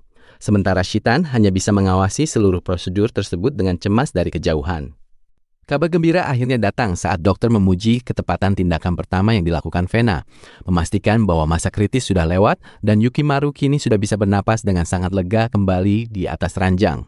Mendengar kabar itu, Enju dan kawan-kawannya langsung melompat kegirangan sambil bersendak gurau melepas lelah. Mereka semua sangat setuju kalau Vena adalah pahlawan yang punya peran paling besar dalam menyelamatkan nyawa sahabat mereka. Tapi rupanya Shitan malah memberikan tatapan sinis penuh amarah. Dia menolak kenyataan dan justru melontarkan tuduhan paling kejam bahwa Vena lah penyebab segala malapetaka ini. Akibat ucapan kasar itu, kawan-kawannya langsung mendesak Shitan agar bicara jujur. Namun dia malah terdiam bimbang sebelum akhirnya pikiran Shitan melayang ke masa remajanya saat sedang mendengarkan petuah dari sang guru. Sang master mulai membongkar rahasia tentang garis keturunan Vena yang dianggap sangat berbahaya bagi dunia, sambil menuntut loyalitas penuh dari Shitan untuk menjalankan sebuah tugas rahasia yang sangat berat bagi mentalnya. Yang menyakitkan, gurunya justru memberi perintah brutal untuk membunuh Vena jika nyawa rekannya terancam, sebuah mandat mematikan yang terus menghantui pikirannya hingga sekarang. Lamunan itu buyar saat Shitan kembali memojokkan Vena. Tanpa belas kasihan di dunia nyata, dia meluapkan seluruh beban emosionalnya secara angkuh dan menyalahkan gadis itu atas segala kerugian yang mereka semua alami. Karena sudah tidak tahan lagi, Kaede langsung menegur amarah buta itu dengan keras. Sementara Vena sendiri mulai berani bangkit untuk membalikan semua logika kebencian yang baru saja Shitan lontarkan dengan sangat kasar. Merasa egonya terluka, Shitan memilih lari meninggalkan ruangan. Namun dia sempat membisikkan racun kata-kata yang membuat mental Vena seketika hancur berkeping-keping dalam keheningan mendalam. Sementara yang lain masih membeku karena bingung, Shitan berjalan menyusuri jalanan kota sendirian, sambil terus dihantui oleh kenangan indah saat dirinya masih berlatih pedang dengan penuh kehangatan bersama sahabat terbaiknya itu dulu. Pikiran Shitan melayang ke masa lalunya di sebuah dojo, di mana ingatan masa lalu menunjukkan Yukimaru kecil sedang berlatih pedang dengan sangat ulet sampai sang master sendiri memuji bakatnya. Dalam flashback itu, Shitan terlihat memberikan peringatan keras dengan tatapan dingin agar Yukimaru jangan pernah meremehkan lawan sedikit pun, terutama saat melihat rekan latihannya tumbang tak berdaya di lantai. Setelah sesi latihan yang melelahkan itu, Yukimaru menyusuri desa dan mampir ke sebuah bengkel pembuat busur milik Makaba, di mana dia hanya terdiam memperhatikan tumpukan busur kayu saat Makaba sedang bekerja. Yukimaru menemukan sebuah busur yang gagal karena terlalu kaku dipakai, dan entah kenapa dia merasa ada kesamaan yang mendalam antara nasib benda itu dengan dirinya. Dia mencoba menaklukkan busur keras itu namun gagal total, hingga rasa frustrasinya memuncak tepat saat Shitan tiba-tiba muncul di depannya sambil santai mengunyah makanan tanpa beban sama sekali. Shitan menasihatinya agar mulai mendengarkan suara busur daripada memaksanya. Seketika tatapan mata Yukimaru menjadi sangat fokus, sementara dunia di sekitarnya mengabur saat dia mulai menarik napas dalam secara perlahan. Lamunan itu buyar saat Shitan menyusuri kota di bawah langit senja yang indah, hingga akhirnya dia sampai di pinggir tebing untuk menyendiri dan merenung dalam keheningan yang sangat dingin. Ketenangannya hancur saat Bururu berhasil melacaknya, hingga Vena tiba-tiba muncul sambil berlari terengah-engah dengan wajah sangat panik karena nekat mengejar Shitan sendirian sampai ke ujung tebing. Shitan mencoba membangun dinding emosional dengan memberikan tatapan sangat dingin. Bahkan dia sampai membelakangi Vena sambil melontarkan ancaman membunuh gadis itu jika dia tetap nekat mendekat dan terus mengganggunya. Bukannya takut, Vena malah tak gentar dan mengacungkan busur kayunya sambil mengingatkan betapa sabarnya Shitan saat mengajarinya dulu. Ia menatap pria itu dengan tulus untuk meruntuhkan amarah yang membara. Air mata Vena tumpah saat dia menangis terseduh-seduh, berteriak memohon agar mereka bisa terus bersama selamanya karena dia tidak ingin kehilangan satupun teman berharganya lagi dalam perjalanan ini. Vena meracau konyol sambil menantang Shitan. Dia mengeluh kalau dirinya hanyalah gadis biasa yang bahkan tidak punya kekuatan sihir ajaib untuk terbang di angkasa demi menyelamatkan orang lain. Drama konyol itu sukses membuat pertahanan Shitan goyah hingga dia gemas dan menarik pipi Vena sampai melar sambil menatapnya lembut, seolah semua doktrin kejam dari Master sudah hilang menguap. Senyum bahagia Vena merekah saat dia kembali diterima. Mereka pun sepakat untuk segera melanjutkan pelayaran begitu kondisi fisik kapten mereka sudah benar-benar pulih seperti sedia kala tanpa ada beban. Sementara itu di ruang medis saat malam hari, Yukimaru mulai sadar dan menatap langit-langit sambil memeriksa kondisinya. Dia langsung mengernyit ngeri saat menyadari betapa parah luka yang dialami tubuhnya. Rasa nyerinya mereda saat melihat Vena tertidur pulas karena menjaganya semalaman. Yukimaru pun menatap gadis itu dengan penuh kelembutan yang membuat hatinya terasa sangat hangat. Usai bermalam menjaga kaptennya, ketenangan Vena mendadak buyar saat mata besarnya melihat kilas balik memori tragis tentang wanita bajak laut sadis dan pria misterius yang menodongnya di masa lalu. Ingatan itu makin mencekam saat membayangkan tangan wanita yang mencekiknya dengan marah, tepat sebelum ledakan kapal pesiar membuat Vena menatap kobaran api yang menghanguskan seluruh tempat bernaungnya waktu itu. Perasaan tertekan itu akhirnya tumpah saat Vena berbincang senja dengan Yukimaru. Wajah sedihnya terus menunduk lesu menceritakan keluh kesah tentang identitas aslinya yang terasa semakin kabur dan sangat membingungkan. Sambil menatap Yukimaru yang mendengarkan lurus, mata besar Vena tampak ragu saat meratapi berbagai julukan asing yang diberikan orang kepadanya tanpa benar-benar tahu apa jati dirinya. Akibat rasa lelah yang menumpuk, Vena pun menutup mata sejenak sambil menatap awan putih, membayangkan hayalan jalanan damai di sebuah kota bergaya Mediterania yang jauh dari segala ancaman. Tapi lamunan itu langsung buyar begitu mata Vena perlahan terbuka dan melihat wajah tenang Yukimaru yang berusaha menyadarkannya dari khayalan kosong untuk segera menghadapi realita yang ada di depan. Tak lama kemudian Yukimaru membagikan bojangan ayahnya yang membuat mata Vena berbinar. Dia mendengarkan petua tentang kebahagiaan hidup sambil menatap siluet pemuda itu yang sedang merenung menatap kejauhan. Vena pun mendengarkan dengan patuh sampai mulutnya terbuka takjub. Dia benar-benar terpana melihat kedewasaan Yukimaru saat menceritakan falsafah hidup dari balik punggung kokoh pemuda pelindungnya itu. Hingga akhirnya Yukimaru menunjukkan ekspresi pelindung tegas dengan mata penuh tekad. Dia berjanji akan selalu berjalan di sisi Vena selamanya yang membuat wajah gadis itu memerah karena sangat terharu. Tepat setelah Yukimaru meringis kesakitan, dia justru meraih tangan Vena dengan erat untuk meredam kepanikan, memberikan tatapan mata meyakinkan yang membuat Vena hanya bisa menerima afeksi itu dengan bingung. Sambil mengusap punggung tangan Vena dengan ibu jarinya, Yukimaru bersimpuh meyakinkan bahwa dia takkan melepaskan genggaman itu, hingga membuat mata besar Vena kembali terbelalak saking kagetnya merasakan kehangatan tersebut. Akibat tindakan nekatnya mencium tangan Vena, Yukimaru mendadak bangkit dengan wajah malu. Dia langsung berjalan buru-buru pergi meninggalkan gadis itu yang masih membeku terdiam dengan rambut tertiup angin. Dampaknya, otak Vena gagal memproses momen romantis barusan hingga dia jatuh kaku dengan muka merah merona. Gadis itu pun ambruk telentang begitu saja karena menahan rasa malu yang sudah meluap. Di sisi lain, kedamaian laut dikontraskan dengan kemunculan pria pirang pucat yang tangannya terlihat lihai saat melukis. Dia seolah sedang merencanakan sesuatu yang besar dari balik kemewahan ruangannya di tempat jauh. Pria bermata biru kosong itu kemudian melihat keluar jendela dan tersenyum tipis menyambut seekor merpati. Sebuah senyum penuh makna yang menandakan bahwa perburuannya terhadap target lama akan segera dimulai kembali. Bibirnya mulai berucap obsesif sambil memberikan seringai sinis, hingga layar perlahan gelap dan menutup kisah hari ini dengan ancaman besar yang baru saja dimulai untuk mengintai pelayaran Vena berikutnya. Abel duduk terpuruk di lantai sambil memegang arang dengan tangan gemetar hebat. Ia mencoba menggambar tapi malah mencengkeram kepalanya histeris karena trauma masa lalu kembali menyerang jiwanya.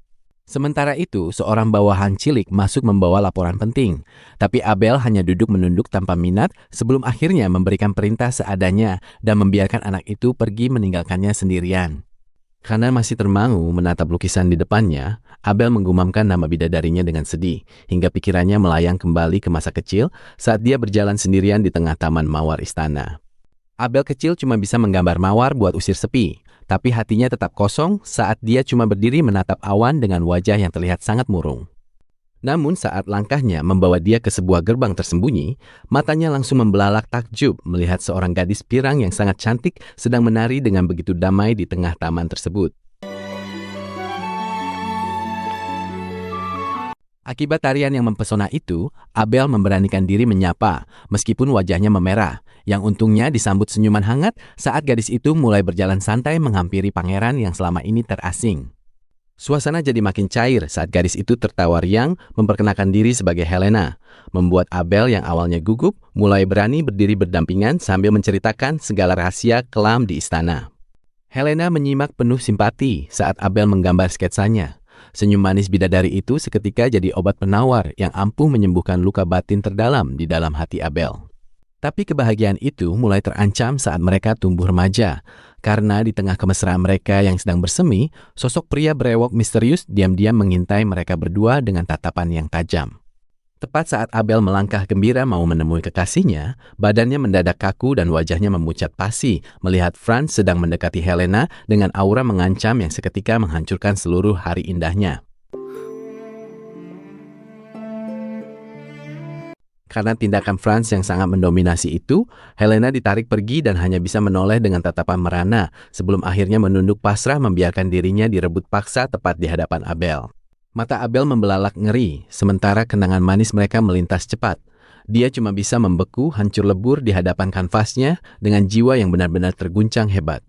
Di sisi lain, para pelayan mulai antusias membisikkan gosip tentang skandal maut dan pengkhianatan Helena, membuat Abel yang tak sengaja mendengarnya langsung tertunduk lesu dengan hati yang kian remuk.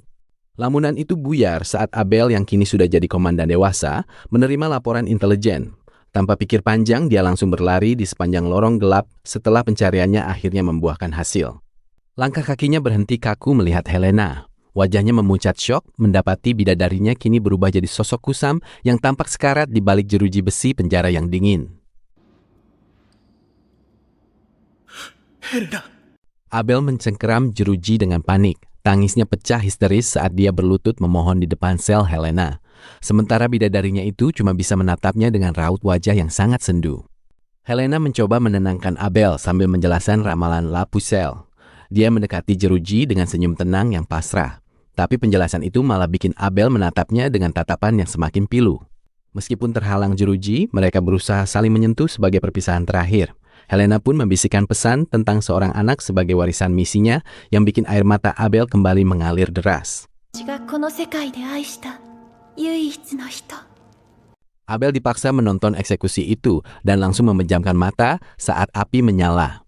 Tapi di tengah kobaran, Helena tetap tenang, sementara mata Abel yang berkaca-kaca hanya bisa merekam tragedi itu.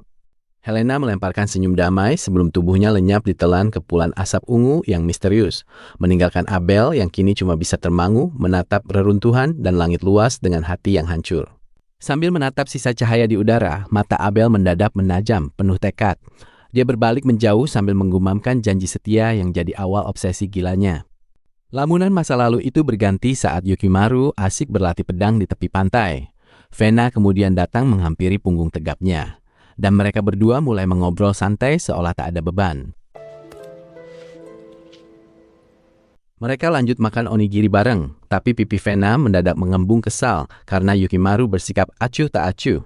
Hingga akhirnya cowok itu memilih beranjak pergi meninggalkan Vena yang masih cemberut.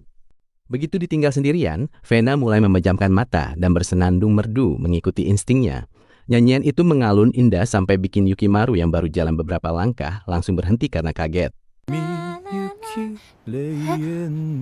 Yukimaru mendadak ikut bernyanyi sambil mendekat dan menjelaskan kalau dia ingat lagu itu dari masa lalu.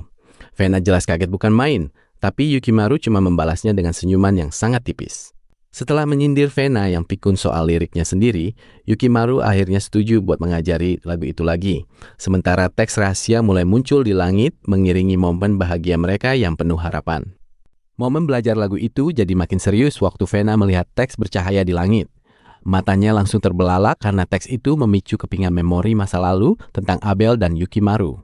Nggak lama setelah itu, Fena mulai merangkai teori lokasi Eden sambil mengingat percakapannya dengan sang kakek dulu. Sementara Yukimaru terus menatapnya dengan tatapan serius buat menyimak setiap penjelasannya.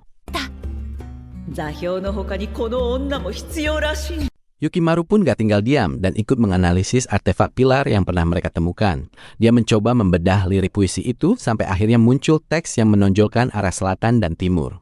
Hasil koordinat itu sempat bikin lega, tapi tiba-tiba Fena terdiam dengan wajah ragu karena instingnya merasa ada yang gak beres dengan arah itu. Pikiran gadis itu melayang ke masa bayi saat ibunya yang bercahaya memberikan petunjuk misterius.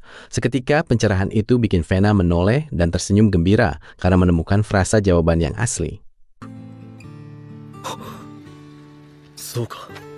Karena pencerahan dari Fena tadi, Yukimaru langsung membalikkan posisi arah teks dan menukar angka Romawinya sampai akhirnya muncul hasil koordinat Eden yang paling sempurna di hadapan mereka berdua. Penemuan itu bikin kegalauan Fena menguap seketika. Dia tersenyum bahagia sambil menatap ke atas dengan bangga karena menyadari kalau takdir ibunya benar-benar menuntun mereka ke jalan yang tepat. Tapi di balik kegembiraan itu, sisa waktu mereka makin tipis, sementara musuh mulai mengintai dalam kegelapan. Makanya Fena buru-buru mencatat posisi Eden yang asli di atas peta kapal mereka. Begitu destinasi epik itu dibongkar ke para kru, semuanya langsung berteriak antusias dan buru-buru mengecek kesiapan senjata mereka, supaya kondisi kapal tetap stabil buat menghadapi segala kemungkinan buruk nanti. Melihat loyalitas krunya, bibir Fena bergetar hebat karena terharu. Sebelum akhirnya dia memberanikan diri buat mencurahkan semua ketakutan di hatinya secara jujur di hadapan para awak kapal. Gadis itu menunduk tulus memohon ampun kalau misal egoisnya ini membahayakan nyawa mereka. Tapi kru kapal justru cuma merespons dengan senyuman lebar dan dukungan penuh yang bikin suasana jadi hangat. Suasana pun pecah saat kapal selam mereka membelah samudera luas menuju langit biru yang tenang, menandai awal dari pelayaran pamungkas mereka demi mengungkap misteri Eden yang sudah lama terkubur. Kapal akhirnya mendekati titik koordinat rahasia, bikin Karin tegang banget sampai berkali-kali mencocokkan peta, sementara Tsubaki berusaha memegang kemudi sambil mencairkan suasana kaku di ruang navigasi yang penuh harap itu. Karena panggilan Karin dari balik pintu membuyarkan lamunannya, Fena yang tadinya duduk terdiam merenung di kamar yang sunyi, langsung bangkit dengan sorot mata penuh tekad untuk segera menghadapi realita di luar. Sambil merapikan gaun putihnya untuk menyambut takdir, Fena berjalan mantap menyusuri koridor kapal, lalu menenangkan Karin yang terlihat sangat gugup dengan tatapan biru teduhnya yang seolah bilang kalau semuanya bakal baik-baik saja. Tapi ternyata meskipun Fena sangat yakin dengan instingnya, seluruh kru mendadak lemas dan kecewa saat yang mereka lihat di depan mata hanyalah sekumpulan karang kecil yang tidak berguna sama sekali. Di tengah kebingungan itu, Fena tiba-tiba membelalakan mata panik dan memperingatkan adanya gelombang energi raksasa yang mendekat, membuat Yukimaru langsung siaga melindungi sang putri, sementara kru lainnya masih bengong keheranan. Karena kemunculan Pulau Eden yang membelah ombak itu terlalu megah dan di luar nalar, Tsubaki sampai panik membuka palka, sementara kru lainnya hanya bisa ternganga melihat hutan unik yang bermunculan. Menyadari daratan ajaib itu bereaksi terhadap kehadirannya, Fena langsung mengambil komando tanpa basa-basi dan memimpin rombongan berjalan melintasi pasir putih, sementara Shitan sibuk menganalisa keajaiban alam yang baru saja mereka injak. Yukimaru terus menyipitkan mata, penuh teka-teki melihat Fena yang justru tersenyum ceria di tengah hutan ungu menyilaukan yang auranya terasa sangat aneh bagi para pengawal. Pikiran Yukimaru melayang ke masa lalu saat dia menyadari bahwa kompas gaiblah yang selalu menuntun langkah mantap Fena, bahkan saat mereka harus melintasi deretan pohon raksasa kemerahan yang sangat membingungkan. Lamunan itu buyar saat Tsubaki mendadak pucat dan berkeringat gugup mengkhawatirkan flora beracun. Tapi Karin langsung menegurnya sinis hingga rombongan akhirnya tiba dan berdiri kaku di ujung tebing sungai yang curam. Karena akses jalan tertutup benteng air terjun raksasa, Vena memindai intuisinya sejenak sebelum memerintahkan KED untuk melakukan investigasi dengan melompat lincah mendaki dinding batu putih yang sangat licin demi mencari jalan masuk. Begitu mendapat sinyal positif, Karin segera berteriak meminta tali panjat agar tim bisa merangsek masuk menembus gerbang goa rahasia dengan semangat yang kembali membara dalam diri mereka semua. Meskipun badan mereka sudah basah kuyup, Vena tetap memimpin rombongan menyusuri lorong yang diterangi cahaya kristal biru alami yang memukau, sebelum akhirnya mereka melihat cahaya menyilaukan dari arah pintu keluar goa. Begitu melihat labirin kubus purba di dasar jurang yang sangat curam, Tsubaki langsung gentar dan melirik ketakutan pada pimpinannya. Namun Vena dengan santai memutuskan untuk segera turun menembus kegelapan kota itu. Akibat pandangannya tidak fokus karena terlalu kagum, Vena yang berjalan anggun sendirian di depan tiba-tiba tergelincir, memicu teriakan siaga dari Yukimaru yang langsung memperingatkan kru lainnya agar ekstra waspada melewati tangga batu. Insiden kecil itu berakhir dengan tawa kikuk Vena yang membuat semua orang bisa bernapas lega, tepat sebelum dinding mekanis di sekitar mereka mendadak menyala otomatis dan mengeluarkan suara menderu. Pendaran lampu hijau supranatural dari fasad kota purba itu langsung memicu rasa mual hebat di kalangan pengawal. Tapi Vena tetap agresif menunjuk arah jalan seolah tidak terpengaruh oleh aura horor tersebut. Akhirnya Karin memuji akurasi kompas batin Vena yang terbukti jitu. Sementara sang putri memberikan anggukan elegan meski di sekitarnya teman-temannya hampir pingsan memegangi hidung menahan pusing yang luar biasa. Meskipun aura hijau kota purba masih bikin mual, Karin berusaha memecah suasana tegang dengan menggoda Vena soal Yukimaru, sampai wajah sang putri memerah padam karena panik sekaligus merasa sangat malu. Rombongan akhirnya sampai di tepi galian raksasa yang sangat dalam. Si kembar langsung melompat tanpa rasa takut, sementara Vena berdiri mematung dengan wajah pucat karena tak berani menatap dasarnya. Vena jujur mengakui kalau dia takut ketinggian. Melihat itu, Makaba langsung memberi isyarat sambil tersenyum ke arah Yukimaru agar segera maju mengambil alih tugas untuk membantu membawa sang putri turun. Karin sibuk menggoda Makaba soal perjodohan di bawah, sementara Yukimaru di atas tanpa ragu langsung mengangkat tubuh Vena dengan gerakan yang sangat sigap. Setelah menetralkan rasa malunya, Vena mengumpulkan kru di depan pintu sempit, tapi mata Yukimaru mendadak menyipit karena dia merasa ada yang sangat ganjal dengan lorong gelap yang terbuka lebar itu. Vena pun mantap melangkah menembus cahaya putih menyilaukan. Tanpa sadar, armada militer pimpinan Abel sudah berlabuh di permukaan laut sambil menatap pulau raksasa yang baru saja muncul dari dasar samudra. Di sisi lain, kapten kapal terus mengoceh serakah tentang tumpukan harta. Namun Abel hanya menatap daratan itu dengan ambisi kelam yang tersirat jelas dari sorot matanya yang dingin. Begitu kembali ke dalam labirin, kru Vena dibuat tercengang saat menemukan perpustakaan raksasa kuno, sampai si kembar terus mendongak takjub melihat deretan rak buku yang menjulang tinggi hingga ke langit-langit. Melihat kondisi buku yang sangat rapuh, Karin langsung berspekulasi kalau ini adalah sisa perpustakaan Alexandria, sebuah arsip intelektual raksasa milik umat manusia yang selama ini dianggap sudah lama musnah. Vena tidak tergiur tumpukan buku. Intuisinya mendadak bereaksi hebat dan tangannya langsung menunjuk lurus ke arah sebuah lorong gelap yang terasa memanggil jiwanya. Mengikuti arahan batin Vena, kru dihadapkan pada gerbang batu raksasa berpola mekanis rumit. Sebuah rintangan monumental yang mustahil bisa ditembus secara paksa hanya dengan mengandalkan tenaga manusia biasa ataupun senjata. Tepat saat Shion bingung mencari kunci rahasianya, Vena melangkah maju dengan sangat tenang. Karena dia sadar, gerbang batu ini hanya akan memberikan jalan jika merespons tetesan darah murni keturunan leluhurnya. Akibat sentuhan itu, seluruh lorong bergemuruh hebat dengan roda gigi batu yang berputar sinkron, membuat wajah si kembar membeku melihat keajaiban teknik sipil peradaban kuno yang mulai bekerja di hadapan mereka. Gerbang masif itu akhirnya terbuka sempurna dan langsung memuntahkan pancaran cahaya keemasan yang sangat terang.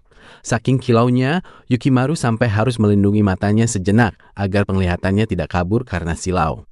Begitu pandangan mereka kembali normal, napas semua orang seolah terhenti seketika, karena di hadapan mereka kini terhampar lautan harta karun dengan skala masif yang benar-benar tidak masuk akal bagi manusia.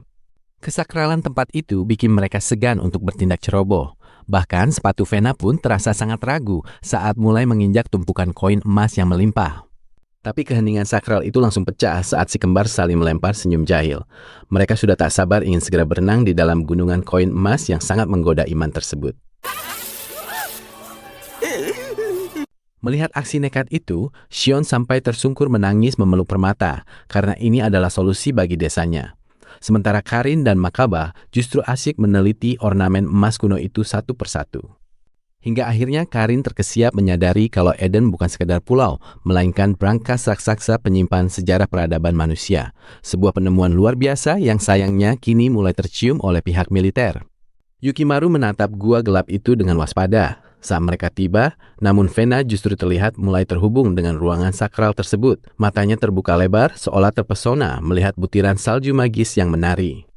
Nggak lama kemudian, Fena mulai meresapi ukiran batu kuno dan mencoba menerjemahkan maknanya. Sementara Yukimaru memanggilnya pelan sebelum gadis itu memutuskan untuk melepas sepatunya dan berjalan telanjang kaki menuju panggung. Begitu kakinya memijak tepat di cetakan batu, Fena pun mulai mengangkat tangannya dengan khusyuk di atas panggung catur raksasa itu, siap melakukan sebuah ritual sakral yang sudah menantikannya sejak lama. Tepat saat itu, tarian anggun Fena memicu ubin di bawahnya menyala kebiruan dengan sangat indah, seolah seluruh pulau ini sedang terbangun dari tidur panjangnya.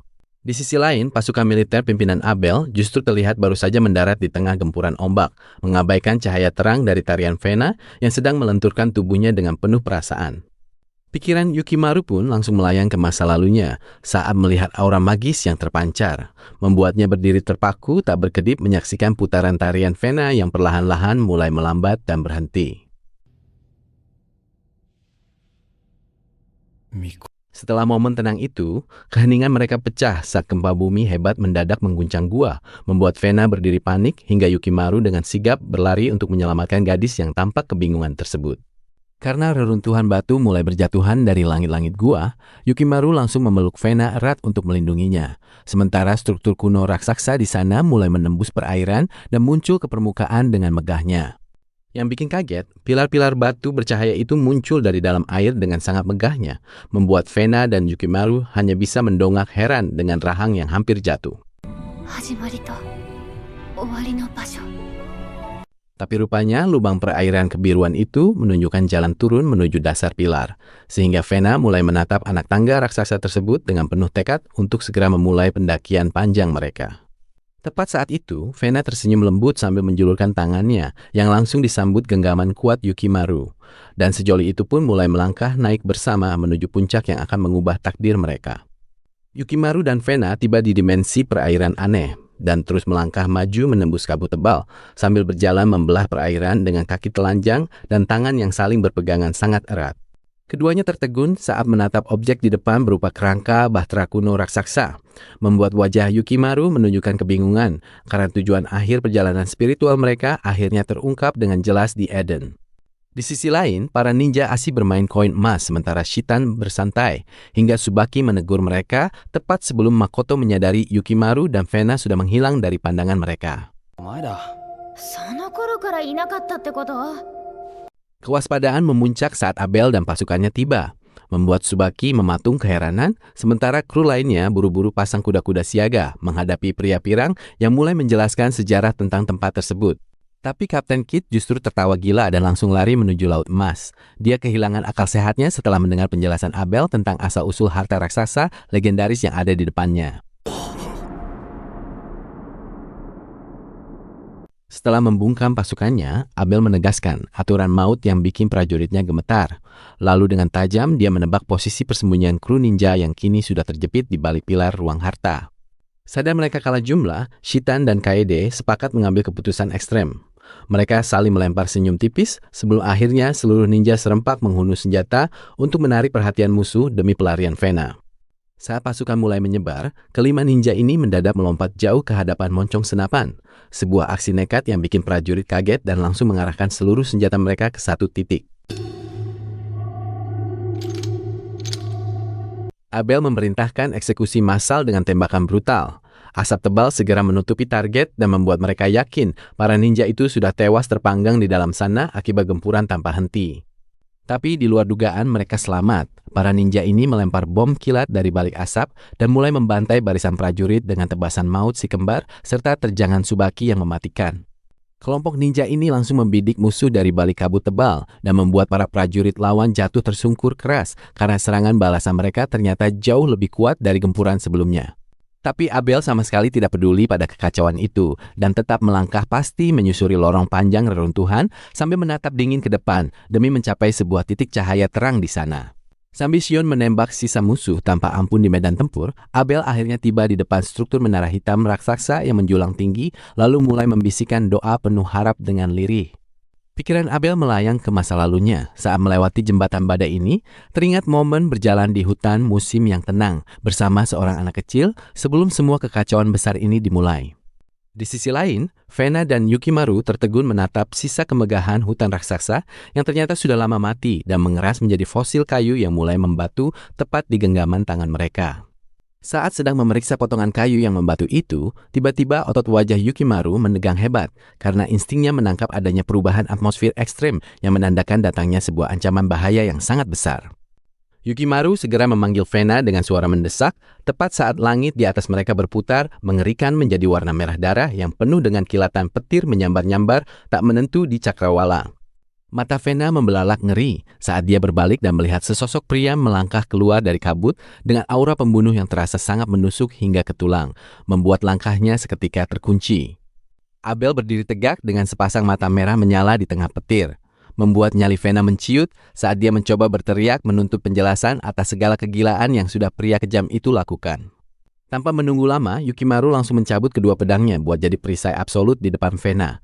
Tapi sayangnya, Abel cuma menanggapi aksi heroik itu dengan sebuah ocehan sombong yang sangat meremehkan. Abel terus mengoceh soal misi suci dan janji takdirnya sambil membayangkan sosok wanita bergaun biru yang selama ini menghantui pikirannya. Sementara Fena hanya bisa menatap pria itu dengan penuh kebingungan. Karena sudah muak, Yukimaru melesat menyerang dan menghentikan racauan gila itu dengan hantaman pedang yang sangat keras tepat di depan wajah Abel hingga memicu percikan api yang sangat panas di sana. Pertarungan jarak dekat mereka berlangsung sangat sengit, sampai akhirnya Abel yang mulai terdesak licik mengeluarkan pistol laras gandanya dan melepaskan tembakan beruntun yang memicu ledakan asap hitam yang sangat pekat. Akibat ledakan tadi, Yukimaru kehilangan keseimbangan, sehingga pedang Abel bisa menembus dadanya tanpa ampun, yang membuat Fena langsung menjerit histeris karena melihat pelindungnya itu mulai bersimbah darah segar yang mengalir. Aroma darah itu seketika menyeret ingatan Abel kembali ke masa lalu. Teringat saat dia berdiri dingin di depan lautan api sambil menatap seorang bocah kecil yang memiliki tatapan penuh kebencian. Lamunan itu buyar saat Abel tersenyum sadis karena menyadari sebuah ironi memuaskan bahwa Yukimaru adalah bocah dari masa lalunya yang dulu sempat dia hancurkan berkali-kali tanpa ada rasa belas kasihan. Setelah puas tertawa, Abel langsung terdiam saat melihat Fena nekat berlari merentangkan tangan untuk melindungi Yukimaru tanpa memedulikan nyawanya sendiri yang kini sudah benar-benar berada di ujung tanduk kematian yang nyata. Kewarasan Abel benar-benar goyah saat dia melihat bayangan wanita yang dicintainya tumpang tindih dengan sosok Fena yang terus meneriakkan penolakan meski tubuhnya gemetar hebat menahan rasa takut yang luar biasa besar.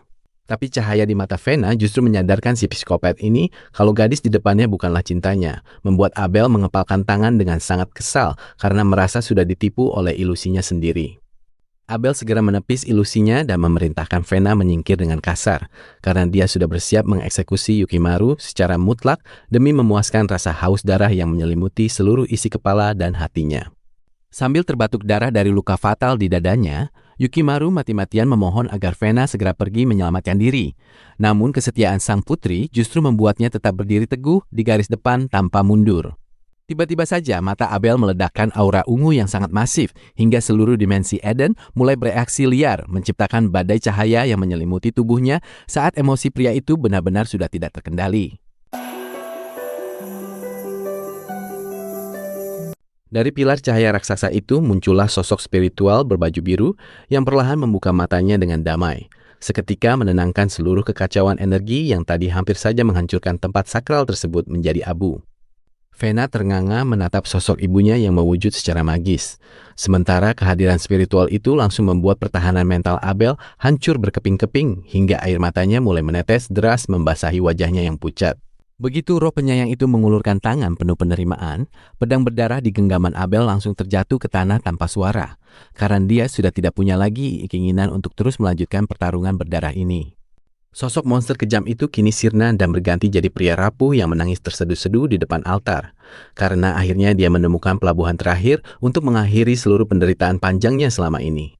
Abel berjalan tertatih sambil menunjukkan lengan buntungnya demi mengejar Helena. Namun lukanya terlalu fatal hingga dia ambruk bersimbah darah dengan wajah menangis terseduh sebelum akhirnya dia menghembuskan napas terakhirnya tepat di sana.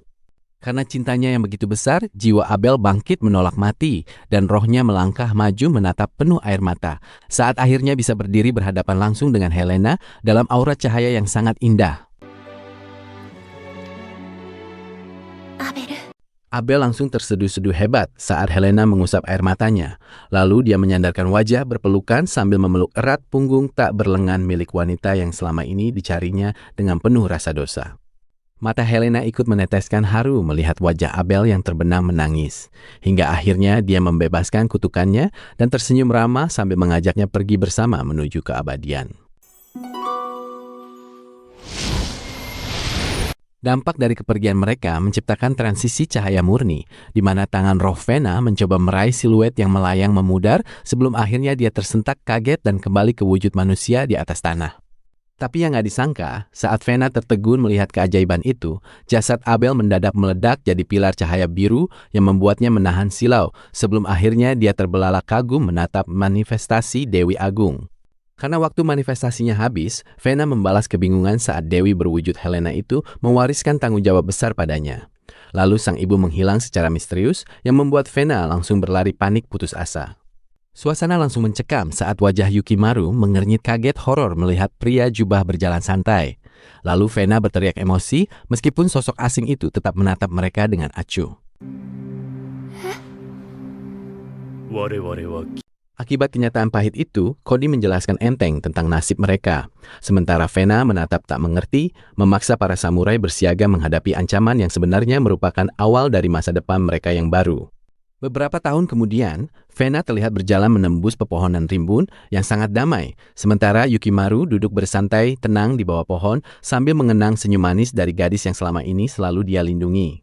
Pikiran Vena melayang ke masa lalunya saat menyusuri bukit bunga kuning, membuat Yukimaru tersipu wajah memerah, meskipun montase aksi berdarah sempat terlintas sejenak sebelum akhirnya Vena bersandar dengan sangat nyaman. Kini punggung sepasang kekasih itu memandang awan cerah, tanda harapan, setelah berjalan membelah lapangan hijau dan melupakan masa lalu saat Yukimaru harus bersiaga menebas musuh demi keselamatan mereka. Tapi sebelum masa depan cerah itu terwujud, Vena dan Yukimaru harus menjejakkan kaki di pusat Eden, di mana Cody sudah menunggu bersama sosok misterius berjubah hitam dengan tatapan yang sangat tajam. Tiba-tiba saja, pria berjanggut itu memisahkan paksa mereka berdua dan melempar Vena ke sebuah ruang hampa serba putih, membuat gadis malang itu berteriak ketakutan saat tubuhnya mulai diselimuti kelopak bunga. Vena yang kebingungan mencoba mencari jalan keluar di tengah kehampaan. Namun Cody muncul dari kejauhan untuk mengungkap fakta mengejutkan soal silsilah keluarga dan takdir berat yang selama ini dipikulnya. Pikiran Vena melayang ke memori leluhurnya di atas kapal tua, sebelum Eden akhirnya menyatakan kalau gadis ini telah sah lulus ujian kelayakan sebagai sang pemilih sejati. Lamunan itu buyar saat Vena memproses kenyataan dan meledak dalam tangis frustrasi, merasa kebebasannya dirampas hingga dia berteriak marah karena merasa hanya dijadikan sebuah pion oleh takdir. Nggak peduli sekeras apa Vena menangis, entitas Eden tetap dingin membeberkan tujuan akhir dari seleksi jiwa ini, memaksa gadis itu mematung tegang mendengarkan kenyataan pahit yang harus dia hadapi. Tepat setelah diberikan pilihan mustahil itu, Vena langsung menolak keras saat didesak Cody untuk menentukan nasib hidup mati seluruh peradaban manusia yang kini terasa sangat berat di pundak kecilnya. Cody pun langsung menembus pikiran Vena dan melempar kesadarannya ke ilusi mengerikan, di mana dia melihat leluhurnya dibakar hidup-hidup sampai gadis itu berteriak mundur karena ketakutan. Siksaan visual itu menjatuhkan Vena ke dimensi gelap gulita. Sementara Cody menjelaskan kalau dunia ini sebenarnya memang sudah gagal dan layak dihancurkan demi menjaga keseimbangan mutlak alam semesta. Walaupun sudah terpojok, Vena tetap mencoba mengais sisa harapan agar kiamat tak terjadi, hingga Cody akhirnya membukakan simulasi masa depan lain yang terlihat sangat kontras di tengah kegelapan itu. Begitu masuk ke simulasi, wajah Vena langsung berbinar senang karena melihat siluet teman-temannya dari kejauhan, membuatnya berlari tanpa curiga melintasi padang bunga merah yang tampak begitu indah. Tapi kebahagiaan itu seketika hancur saat dia menemukan jasad kawan-kawannya tewas mengenaskan, membuat nalar Vena lumpuh total hingga dia jatuh berlutut sambil menangis sangat histeris. Karena sudah nggak sanggup menanggung penderitaan dunia nyata, realita di sekitar Vena mulai hancur dan berganti menjadi langit biru cerah, di mana dia hadir kembali dengan sosok suci yang damai. Di dimensi pelarian yang asri ini, Vena akhirnya menerima hakikat takdirnya dengan senyum tulus, seolah semua air mata tadi telah terbayar lunas dalam kedamaian abadi tanpa ada lagi kematian. Setelah menerima hakikat takdirnya di dimensi damai tadi, Vena awalnya merasa tenang saat bisa menggenggam tangan kekar Yukimaru dengan hangat. Sementara Karin cuma mengawasi mereka sebelum Vena menoleh kaget. Sayangnya kebahagiaan itu nggak lama, karena kelopak bunga mulai memenuhi layar saat Vena berjalan sendirian, hingga tubuhnya melayang pasif dikelilingi partikel bunga demi menjalani pengorbanan seluruh ingatannya. Saat tubuh Vena melayang tak berdaya, proyeksi Karin muda mendadak lewat, sementara cairan mulai membanjiri ruang dimensi, bikin Cody menatap wajah melankolis sang maiden dengan rasa sedih yang mendalam. Vena pun terlempar ke pantai sambil menangis terseduh-seduh. Tapi beruntung, sosok spiritual Yukimaru langsung datang mendampingi dan duduk di sisinya untuk meredam rasa putus asa tersebut. Begitu Yukimaru memeluknya dengan protektif, Vena yang awalnya terkejut mulai teringat senyuman riang Karin muda, serta bayangan Franz dan Shion yang sempat terhapus dari memorinya akibat pengaruh jahat Eden. Melihat kembar Enju tertawa riang bersama seluruh kru lainnya memberikan pondasi kekuatan baru, hingga Vena menatap dengan tekad bulat sambil meremas gaun putihnya untuk menghadapi sisa ujian yang ada.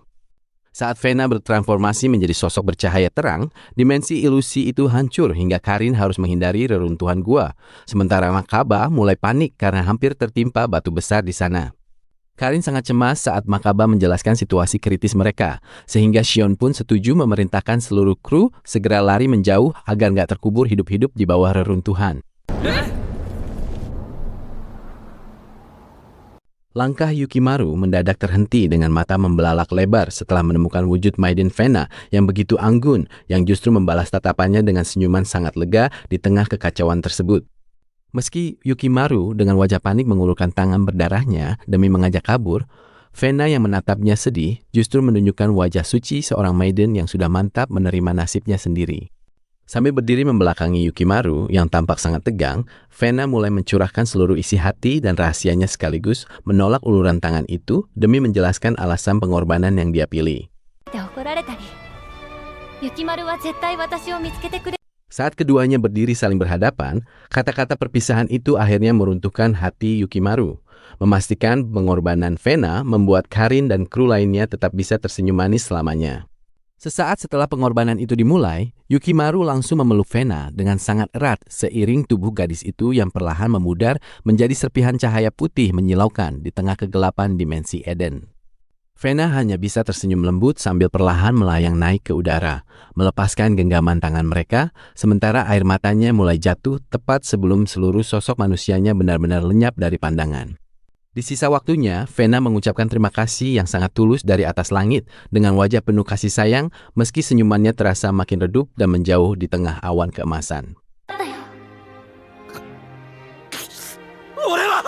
Tepat saat Yukimaru berteriak putus asa, sosok raksasa Vena yang bercahaya muncul menyatakan cintanya hingga membuat pria itu terpaku kaget sekaligus sangat tersentuh.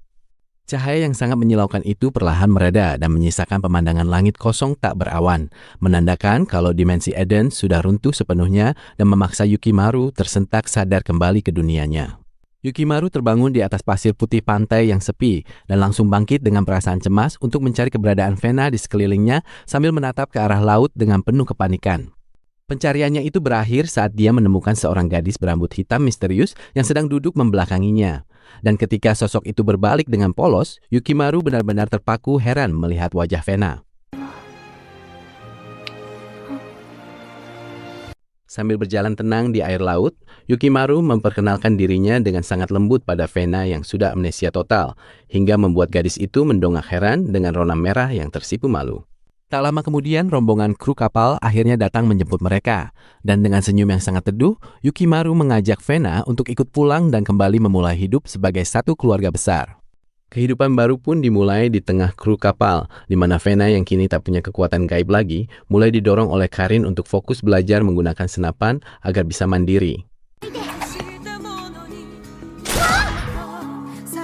Setiap menyusuri kota, si kembar selalu setia mengawal Fena yang canggung berbaur. Sementara Yukimaru mengawasinya dari belakang dengan senyum tenang, penuh rasa syukur. Bahkan para bangsawan tua kenalan lamanya juga ikut bahagia melihat Fena kembali. Sampai kakek gembul itu berlari heboh menyapanya hingga tersungkur jatuh ke tanah karena saking antusiasnya melihat sang gadis selamat. Langkah Fena terkadang tiba-tiba terhenti di tengah keramaian desa, karena sisa memori masa lalunya mendadak muncul dan memicu perasaan rindu tak bertuan pada tempat-tempat yang seharusnya terasa sangat familiar bagi dirinya. Teguran Karin akhirnya menyadarkan Fena dari lamunannya, melepaskan seluruh keraguannya hingga dia kembali tersenyum lebar dan berlari kencang menyusul rombongan teman-temannya yang sudah menanti di depan dengan penuh kehangatan. Saat malam tiba dan Fena terlihat gelisah menatap kegelapan, Yukimaru datang menghampirinya untuk menyodorkan sebuah pedang kayu guna menenangkan hati gadis itu yang sedang berjuang melawan kekosongan memori di kepalanya.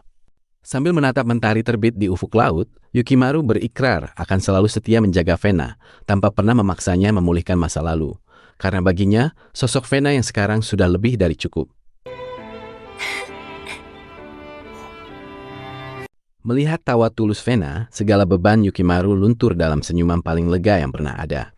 Menandakan kalau perjuangan panjang mereka berakhir dengan kedamaian.